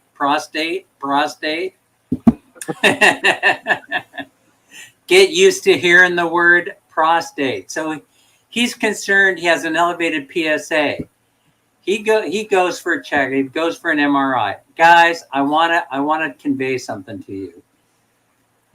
MRIs are getting so really good at finding cancerous tumors in the prostate that I did exactly the same thing that he's talking about. But he did it because the doctor recommended the MRI. I did it because I refused a needle biopsy. Why? The question is, why would you refuse a needle biopsy for a high PSA score? Well, how about I give you 12 different reasons why you don't want to do it. 1, 2, 3, 4, 5, 6, 7, 8, 9, 10, 11. I got to tell you, it's not the first 11 that get you. It's number 12. Ouch. Right? So they go in there and they do a needle biopsy and they make shish kebab out of your prostate. Oh, yes, we've discovered. Now, see what if you go in and you start reading all the latest research on enlarged prostate, they're starting to make the connection between an enlarged prostate, elevating your PSA score. They used to think that if you got an elevated PSA, you have prostate cancer. Well, I can tell you, there are cancer cells lurking in everybody's body. Oh, of course. I'm sure that there are cancer cells in everybody's prostate. You know, let me just say that. Well, but like I said, finding the cancerous cell is a bitch. Even when you're doing needle biopsy, you could do 100 needle biopsies and you can miss the cancer. Mm-hmm. Right? Even if you're using ultrasound, you can miss it. Mm-hmm. Now, this is Dan's opinion. Anthony was doing it because he was taking his doctor's advice. He had said, had the doctor recommended that I go get a needle biopsy, that's what I would have done. Right? He's 53. I'm 65. All right. So he goes and he does the MRI, which he says was not a very pleasant experience. But I guarantee you, Anthony, had you done it the other way, it would have been an even more unpleasant experience. Mm-hmm. And plus, it would have been risky. It would have been risky because there's a lot of stuff they don't tell you about those needle biopsies. Yeah, well, Tim made a good point down there too. Associated with it. If someone's poking you anywhere on your body with a needle, what happens to that mark? What happens to where they poke you? It bleeds. So if let's say they're mining for cancer cells and they hit a pocket of cancer cells, don't you think that there is the possibility that some of those cancer cells can spread throughout your body into your lymph nodes, into the places where cancer cells end up and start manifesting themselves into cancerous tumors? Listen, I'm not a doctor, nor do I play one on TV. I'm not going to tell people what to do, right? I'm not going to but I'm going to give you my opinion about what I believe. Do not do it. If there is no reason for you to do it. Do the least painful. The reason that you would do it is for surveillance purposes. They've already detected the cancer, and they're going to keep an eye on it. And so they've already determined where it's at. They may do a biopsy of the surrounding tissue in order to determine how fast it is or is not spreading. Surveillance is the reason why, not detection. Now, people are going to say, and if you go into the comment section, people are adamant. Biopsy is the only way to go. Biopsy is the only way to go. Really? Go look at the research at any research institution you want. Johns Hopkins, the Mayo Clinic.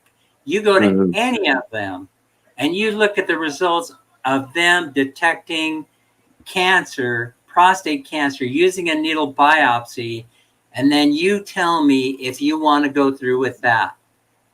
Now, going through the colonoscopy is bad enough. Well, the one thing in when saying this, now, I lost my father to brain cancer and lung cancer over 30, almost 40 years now. All right. And they did not have the advances in what they have today. Oh. If he was he was still alive, he'd be in his 90s, but if they would have had back then what they have now, knowing about cancer and treating certain types of it, he probably would have survived. Oh yeah. Like I said, but back when he got it, it was automatic death sentence. You knew you were going to die. Yeah. Well, I would like to, Larry, go ahead. I was going to say, now this is even going farther back, but my grandfather on my dad's side, his father, got double pneumonia back in around 1930. And back then, you either lived or died. There was nothing they can do for it. Now, I got a nephew who got pneumonia.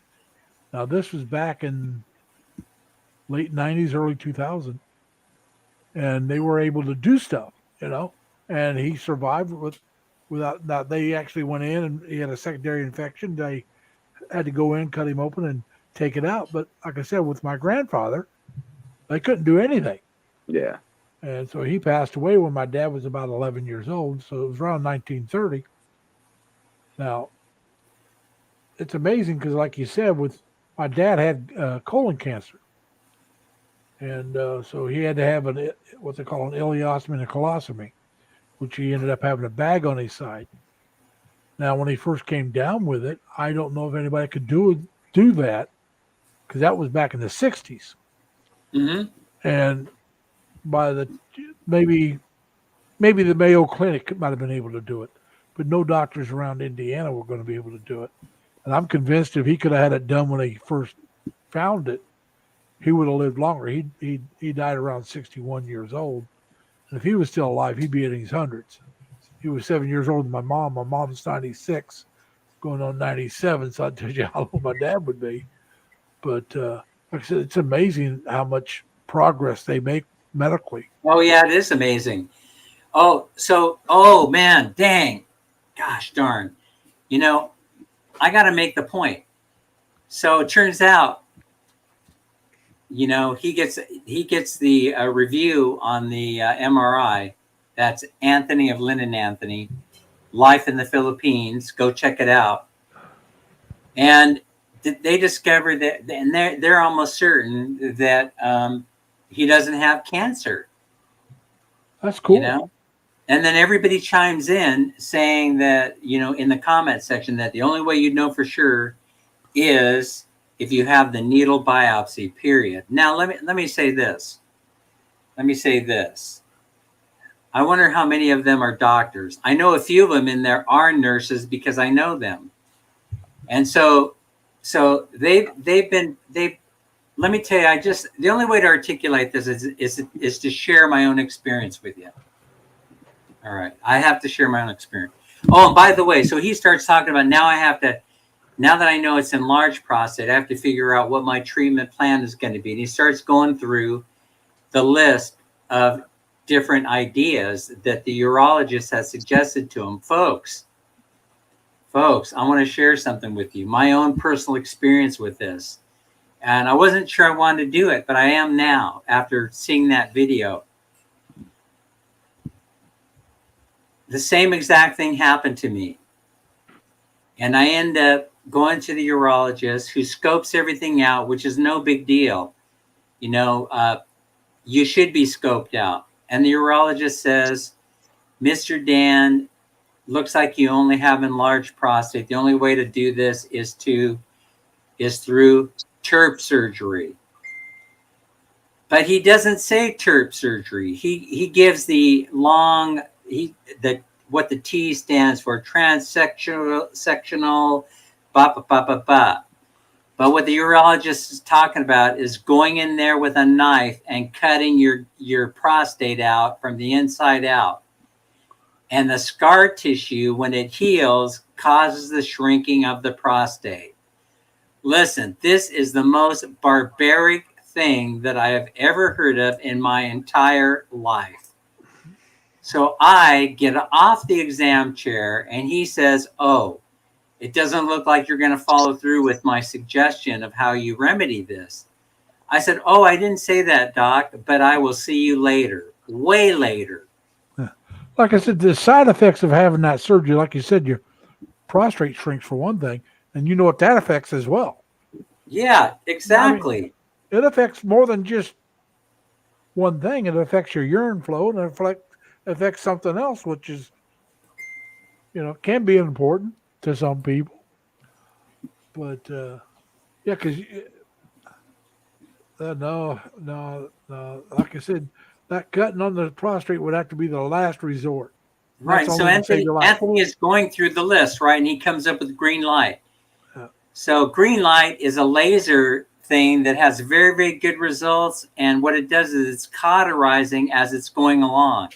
So I kind of like this idea. That would have been my second choice. But the number one choice and the procedure that I had that was tremendously successful is called prostate embolization. I'm going to explain what this is. Please go to the Mayo Clinic and learn about this. What it is they go through the femoral or the radial artery, and they're sending a small tube, a wire and a tube through there, until they make their way into the two main arteries that are feeding the prostate. And you have to go on the left side and you have to go on the right side. And when they find it, and when they get that line in place, they inject you with medical polymers. These medical polymers block the flow of blood to your prostate, essentially causing it to shrink through necrosis. So as the cells die, it shrinks your prostate, and the necrosis is absorbed by the body. You're awake during this procedure. You're awake for the entire time. You're telling the doctor what you're feeling, if you're feeling nauseous, if this is going on, if you're feeling dizzy, as they're making their way with the device through it's basically a catheter, and they're making their way into the main arteries that are feeding the prostate. You have one on the left and the right side. Well, like I said, I don't want any procedure unless I have to have it, but I can understand you have to have it sometimes. You have to have it. And so this procedure is about 20 years old. So what happened is, here's what happens. So I don't say anything to the urologist, but I go back to my primary care physician, and I tell him what happened. And he's looking at me and he's saying, "Man, how old was the doctor that you saw?" I said, "The doctor is in his 70s. He said, "You need to go with somebody who's younger." I go, "How about this?" I go, "Have you ever heard of prostate embolization?" And he goes, "No, I never have." Now, here's a young guy out of medical school, young internist, right? Yeah. Just has been out of medical school for less than 10 years. This procedure's been around for 20. And I ask him, "Have you ever heard of prostate embolization?" And he goes, "No." I go, and I explain to him what it is. And he says to me, "You really believe that this is the way that you need to go?" And I said, "Yes." I go, "Well, who does this procedure?" I go, "Guess what? Not the radiologist." He smiles at me and he starts laughing. That was an easy guess. Who does it? I said, "The interventional radiologist." So he goes, "I'm giving you the referral. I'm going to give you the referral. I have no idea whether we do this procedure or not." So he sends a referral over to interventional radiology. I finally get an appointment. I get over there, and the doctor comes out, and he's a relatively young guy. And he sits down, and he gives me a form to fill out. And it's basically, they rate you, on part of the way that the insurance pays for this procedure is what you say on this form. Are you unhappy, because of your, different things like this. They deal with the mental health aspects as much as they deal with the health aspects. So finally he goes, "Oh man, your score is perfect for the insurance company paying for this." I go, "Great." So I sit there and he goes, "How did you end up here? How did you know that we did this procedure?" I said, "I did not know." And he goes, "Because the urologist tried to talk me into making shish kebab out of my prostate." First thing he says to me is, "The first time I ever saw that procedure, I thought it was the most barbaric thing that you could do to a person. Man. I thought that this was the most barbaric treatment for dealing with this that you can do." I go, "So you must know a lot about how this procedure works." I do. I went into the Mayo Clinic website. I went into WebMD. I went into as many different places as I could to talked about this procedure, the risk involved, the outcomes, and I am positive that I want to do it. So he goes, "You know what? I could see the passion that you have for this." And I asked him a few questions, right? I asked him a few questions. I said, why don't they advertise this on your, if you go into the interventional radiologist website for your company, they don't even mention anything about this. They talk about the heart and stents and this and that. So that's because TURP surgery is one money-making son of a bitch. Oh yeah. They make hella money doing TURP surgeries all day long. Not so much when you have to employ a specialist like an interventional radiologist.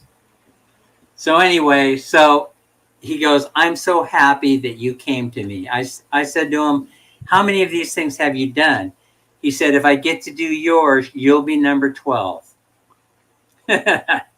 So you see, in his entire career, he'd only done 11. Yeah. Right? Well, like you said, people aren't told about it. Yeah, and he says, but I'm the best radiologist, interventional radiologist that you will ever meet in your lifetime. I mean, he looked me straight in the eye. I'm the best that you'll ever come across, ever. And I said, you know what? I want you to do this surgery. I want you to do this procedure. So he set it up. Yeah. He set it up. There, and Leonard is this is how I feel about Leonard. A man needs to keep the prostate. You need to keep it. So a lot of stuff happens down there. A lot of obvious and a lot of inobvious stuff. I will. So he does the procedure. Dan comes out a spanking brand new man. Success. Yeah. Hallelujah. I was seeing the angels in the sky. Wow. You know? So I mean, I made the right decision. But nobody knows. Leonard was saying that I believe that's what they recommend. Well, I don't know, because I've yet to run into a friend who tells me the first place they went. The urologist is not going to go see the interventional radiologist. The urologist is going to say, I want to take care of this for you. And they're going to use what they have in their toolbox. Pardon the pun. Well, oh, yeah.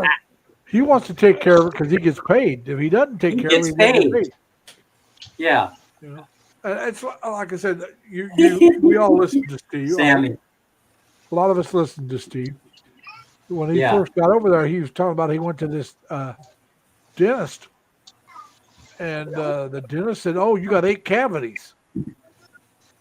So he left that dentist and went to another one, and the next dentist says, "Oh, all you need is cleaning. You have no cavities." The one dentist thought, money. I'll drill into perfectly good teeth to make money. Imagine that. Yeah. Tim says, what is this procedure name again? Prostate embolization. All right, they're taking a catheter and they're worming it through, either through the radial or the femoral artery. In my case, they went through the femoral artery, and they make their way to the prostate on the left side. And when they're done with that side, they go over to the other side. You can find this procedure on YouTube. There's a doctor that shows you the whole thing, an operation in progress, a procedure in progress. This thing is a beautiful thing, I'm telling you. All right, so I'm a new man, you know, and they don't know how long it's going to last, because listen, it's a medical polymer. If you know anything about agricultural polymers, this is where they'll take a polymer and they'll seed a lawn, they'll water it one time, and then it'll stay, as long as it has liquid in it, it stays and releases it little by little into the grass. This medical polymer acts like a plug. It's an inert product. And once the blood hits it, it forms a plug in the artery so that blood cannot make its way into your prostate. And that's what causes it to shrink. It all makes sense. But check this out. Check out what I was thinking. It's Dan's critical thinking class. What do you think I'm thinking, guys? If this works for shrinking the prostate, will it work for curing prostate cancer? I would think it would be something they should look into. It's something that needs to be researched, right, Robert? Yeah. Yeah, it does. Larry, it's something that needs to be Well, that's what I researched said. It's because something that needs to be looked into. yes, because if you're feeding it nutrients, if you're feeding those tumor cells, they're surviving by being fed nutrients through the blood supply. Yeah, If you cut off their blood supply, they're going to die. Yeah. A lot of, if you can cut off the blood supply to a lot of different things, it'll die. That's Well, that's how cancer thrives. I mean, that's how it spreads, everything. it does thrive, but even it needs food. Yeah. Blood. Well, I'm saying that's not, but what I'm saying, that's how it thrives. It's through the bloodstream. And that's how it gets all over the place. I was just thinking financial advice, medical advice. No, listen, I'm not giving medical advice. I'm just giving what happened to me. And I'm just giving you the replay of Lyndon Anthony's YouTube video and what he had to go through. But I want you to go take a look at the video. And then, no, they do it in the Philippines. They do it all over the world, Tim. They do it all over the world. Let's lighten it up, okay? They're lightening it up because there's another YouTube video that I'd like to bring your attention to. I really loved it. It was so, for me, even though he was presenting it where he was very serious, I was rolling on the ground laughing. And so I would like for you guys to consider going in and subscribing to Marker 44.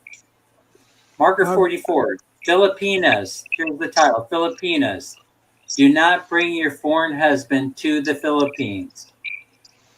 This video so far has gotten 3K views and is up 7 days ago on October 7th. Easy to find. Let me tell you what he has to say about this. I was rolling around laughing on this one. All right. I'm going to give you, I would like for you to go in and subscribe, and then I want you to take a look at the videos. So, but here's what we got. He's got the top 5 or 10 or so reasons.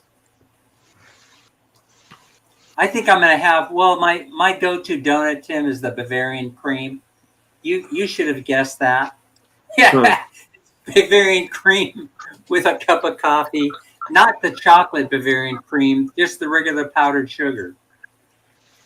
All right. Here's one of the dangers if you take your foreigner to the Philippines with you. Your husband could start acting on Filipino time. Being late for appointments, not showing up on time to events. That's the first danger. The danger of taking your foreign husband to the Philippines. Number one. Danger number one is that your husband could adapt to Filipino time and then become Easternized instead of Westernized. This is already happening to me. So number two, might start eating with his hands. Danger number two is he might start eating with his hands. Danger, let's see, next danger. He might start honking the horn all the time when he's driving. He might also start peeing in public. Speaking about prostate, right? I've noticed this.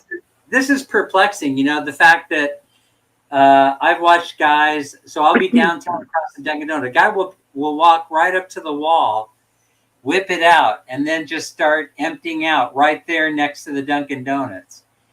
I'm amazed at that. I'm amused and amazed that happens. They just go up there and they just start using the wall as a urinal. Another danger if you take your foreign husband to the Philippines, he might start lip pointing. And I do this all the time, right? So I do this. Now look what happens when I'm pointing and my wife doesn't get it. I start doing this. I start. Kuya Dan. Kuya Dan. If you ask me, hey, where is Minnie? Over there. Over there. That's right. She's over there. So I've already started to do this, and it's starting to drive Minnie crazy. Right? She laughs. She'll start laughing. You know, I'll stand there. Hey, where's the mom-in-law? I'll go. And then plus the eyebrow. If you are right. All right. Here's another danger. Oh my God. Your husband might start answering you by raising his eyebrows.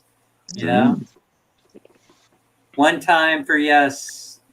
I mean, 2 times. 1 time for no. 2 times for yes. Next, he may start. How do you say what? How do you say? Yeah, exactly. Your husband might start craving Jollibee. I gotta try Jollibees sometime.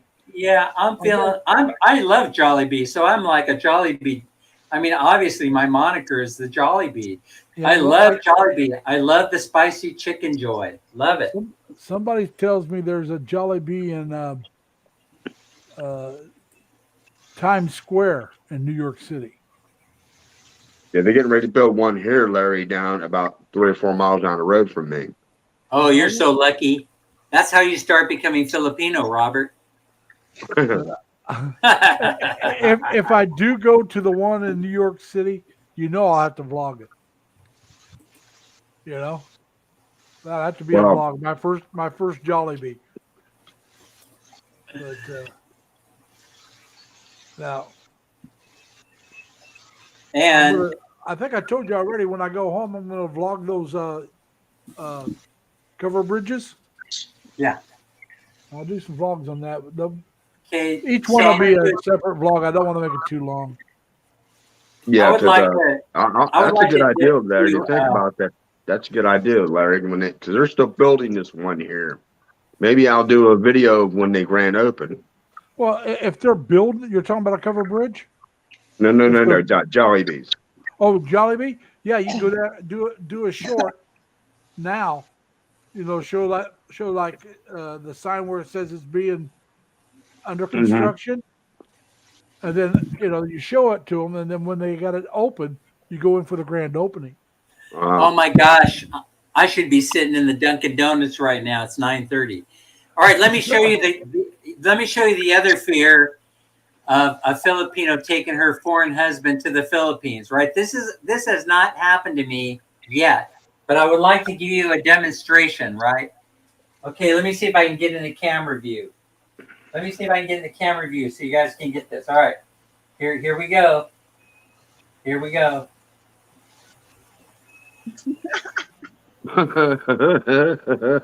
that shirt up. God. Yeah, you see that a lot. There you go. Yeah, Dan, that won't happen. I'll either have no shirt on or the shirt will be down. There's no shirt will be on when there's no cameras. Oh my goodness gracious, that was so funny. Yeah. All right, so of course he did it tongue in cheek, and the reason why is because he explained that he gets kind of tired of people saying don't take your Filipina to the West, right? Don't take your Filipina to the West. I think on the Filipina, it's all comes down to what's the influences she's going to have when she gets there. If there's a lot of Filipinas there that are, how shall I say this, a little wild, and she becomes friends with them, then you may have trouble. But if she goes there and the other Filipinas are all family oriented and stuff like that, I don't think it'll be much trouble. Yeah, I mean, if your relationship is already on uncertain relationship, Yeah, I mean, then Why would you be bringing her to the West in the first place? I'm gonna tell you the truth. I wouldn't, not because I wouldn't trust her. I don't. If I married a Filipina at my age now, why do I want to live here? Right. You know, it's nothing against her. Now, if I meet her here and she wants to stay, that would be different. But you know, if I was going to get married to a Filipina in the Philippines, I'm sorry, I'm going over there and I'm staying there. You know, my money will go a lot farther than it does here. Let's see. Minnie and I have been married now for 17 years. I'm sure now that the house is built and She's leaving. Has a nice fat bank account, she'll probably leave. She's probably going to leave me any day now. Yeah. You know, she'll probably. She's building up her bank probably account. already plotting her. Yeah, getting rid of me. You know, and she's building up her bank account. Yeah, she already got all my money. She's got the house built. You know, there's not much more to do. She's probably going to dump me any moment. She's just looking for you to leave so she can change the locks on the doors. Exactly. All I was the meal ticket. That's all I was. Yeah, but you got to finish that out front first. You know, that's what you done first. Yeah. Oh, she's probably waiting now. She's probably waiting. Yeah, she's waiting on that to be done. You know, get the house done. Say, well, it was nice knowing you. See ya. See ya. Wouldn't want to be ya. Yeah. So anyway, he gets tired of that, and the other thing, the other reason that I like his channel is simply because of the title. It's called Marker 44, and for those that don't know this, Marker 44 is the monument to those who gave their lives at the Bataan Death March, right? Yeah. Well, Steve did a video on that. I think he even, or it might not have been Steve, but one of the other vloggers mentioned Marker 44. I'm talking about the vlogger. Mm-hmm. And I want to say it was Steve because I think he did a video on the cemetery, the American Filipino cemetery. Oh yeah, right. Right. I think Marker 44, you said, did one on that. And Marker 44 did that also. And, you know, yeah, I really... And Steve mentioned that. That's when he mentioned him. I really admire him. And his channel is starting to really take off. He just surpassed 10K subscribers, I believe. Okay. Yeah, happened within the last couple of days. Like I said, Steve mentioned him when he did that. Steve did him and his friend... oh God, I'm trying to remember his name. I want to say Pascal, but I don't believe that's his friend's name. Pat. He calls him Pat. Pac. It may be short for Pascal, but Pac is what he calls him, his buddy. They were up there and they walked around the cemetery and they showed that inside. If I go to the Philippines and go to Manila, I have to see that. I think that. Oh yeah. I think that is absolutely. Absolutely is on my list of things to do. And then I can't remember who showed the Marker 44. It could have been Steve. It could have been somebody else that showed that monument where MacArthur's walking in. They got the water where. Yeah.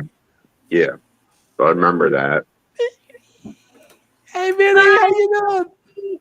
Minnie, are you planning on leaving? There's the better half right there.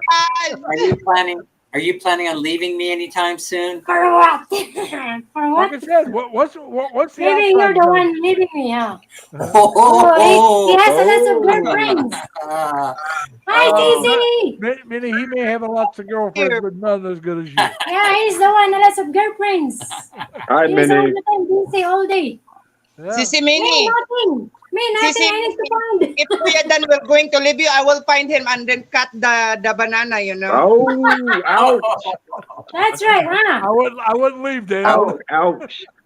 Oh, Sammy had to bring that up, especially after all the talk about prostate. Yeah. Hope he can find a lady is good for him and he is not going to broke. He's only going to broke. Yeah. All right, so you're not leaving me today anyway. Not today. Not today. She's not leaving me today. So, all right. Thank you, Minnie, for dropping by. All right. Well, You got her out there, Dan, snapping the whip on the crew. yeah, you know, Yeah, she's out there. She's out there working them. All right, you guys. Well, listen, it's Dunkin' Donuts time. I hope that you enjoyed the live stream. Donuts If you time. need me, let's see, Des. I don't know if Des is in the background or not. I see her Facebook page. Larice, Des. I owe you 2 donuts and a couple of cups of coffee. So if you're headed downtown to the Dunkin' Donuts, where I'm headed right now, come join us. Minnie and I will be there, sitting there eating the Bavarian cream donuts. Don't be shy. Bring your family in, and we'll have a good old time. Mel, same to you. Mel, if you want to come down, have a donut and a cup of coffee. Damn, brother. You're making me jealous because I can't have that stuff. I can't have that stuff anymore, dude. I'm diabetic. I'm not supposed to have it either, but I'll have one with him.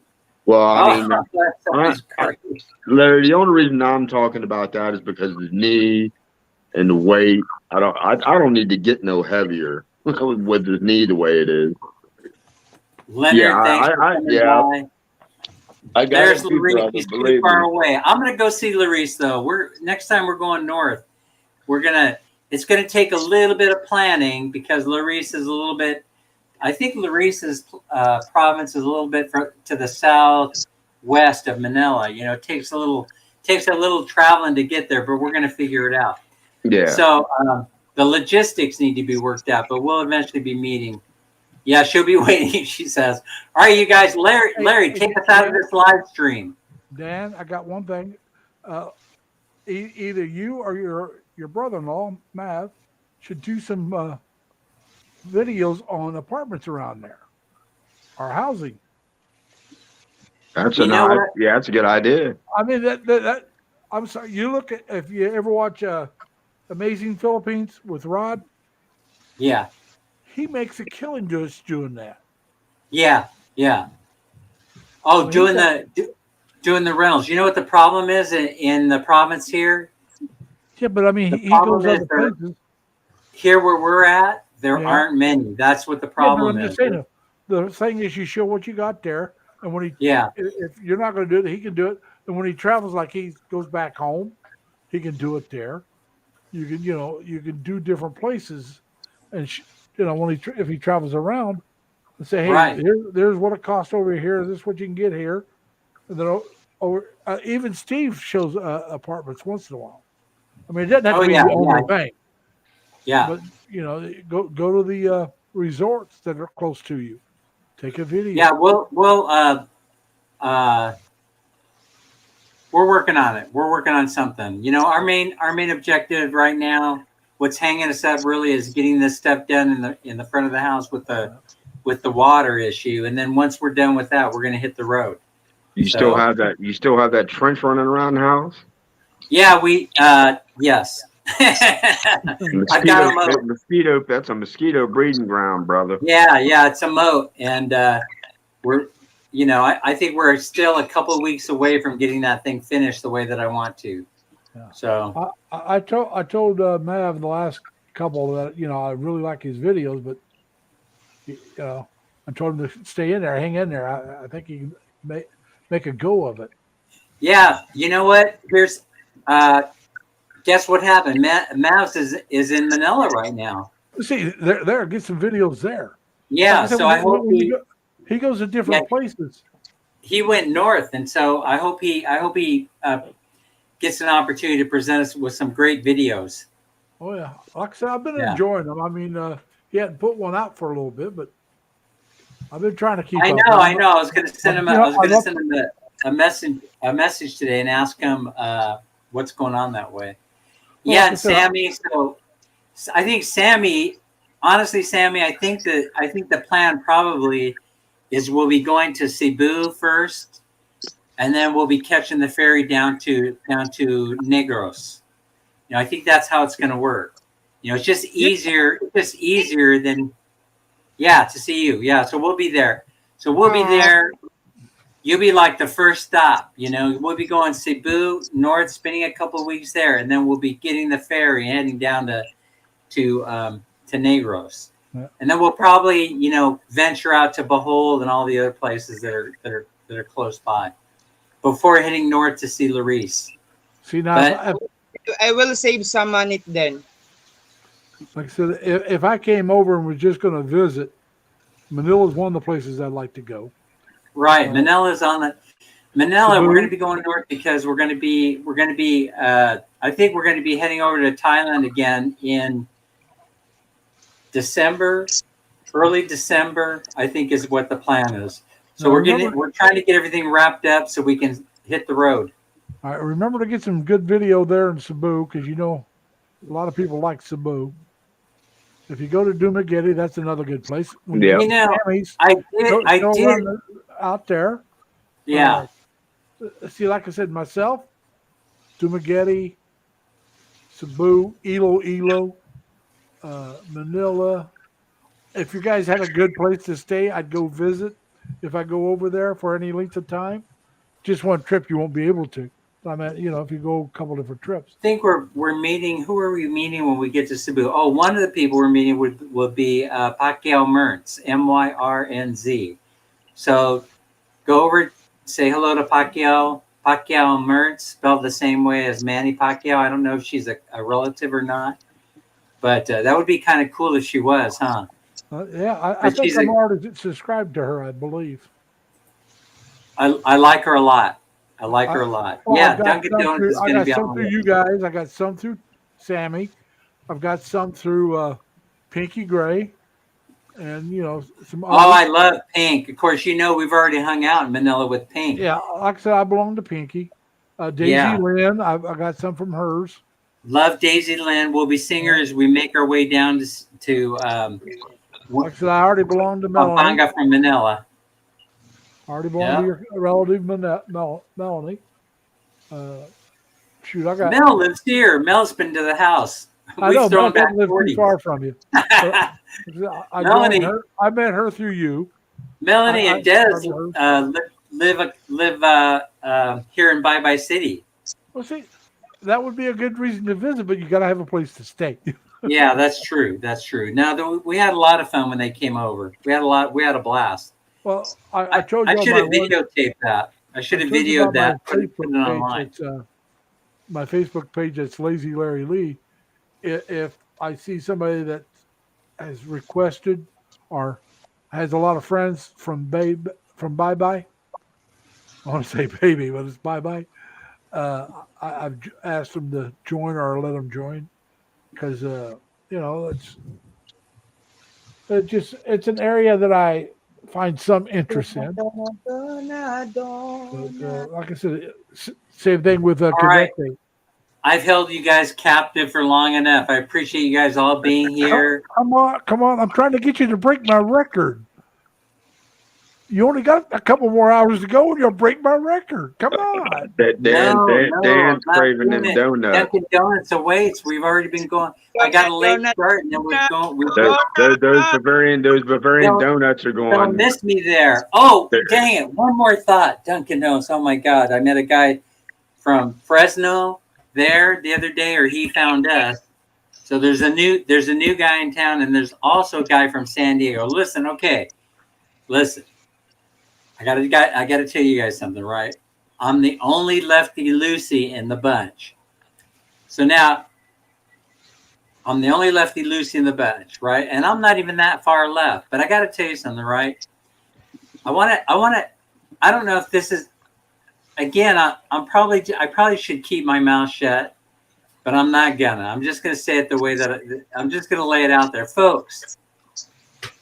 If you proclaim yourself to be a conservative, if your politics is conservative and you live your life, I just would like to point one thing out, right? And that is that moving to the Philippines and marrying a Filipina after you've had 2 or 3 divorces is not a conservative move. And so I just want to leave you with that thought. We can talk about it later. We'll talk about it on my stream.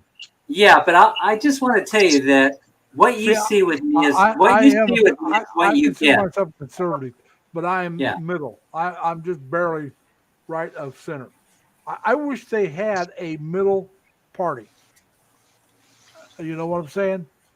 The moderates. So you have some from the left, some from the right. Conservatives aren't known, Larry, for swinging from the trees. I just want to point this out. They're not You known. don't- They're you not don't know known my for conservatives. having group sex.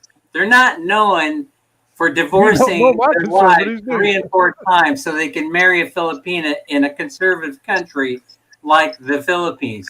Just living in the Philippines does not make you a conservative. I just would like to point that out.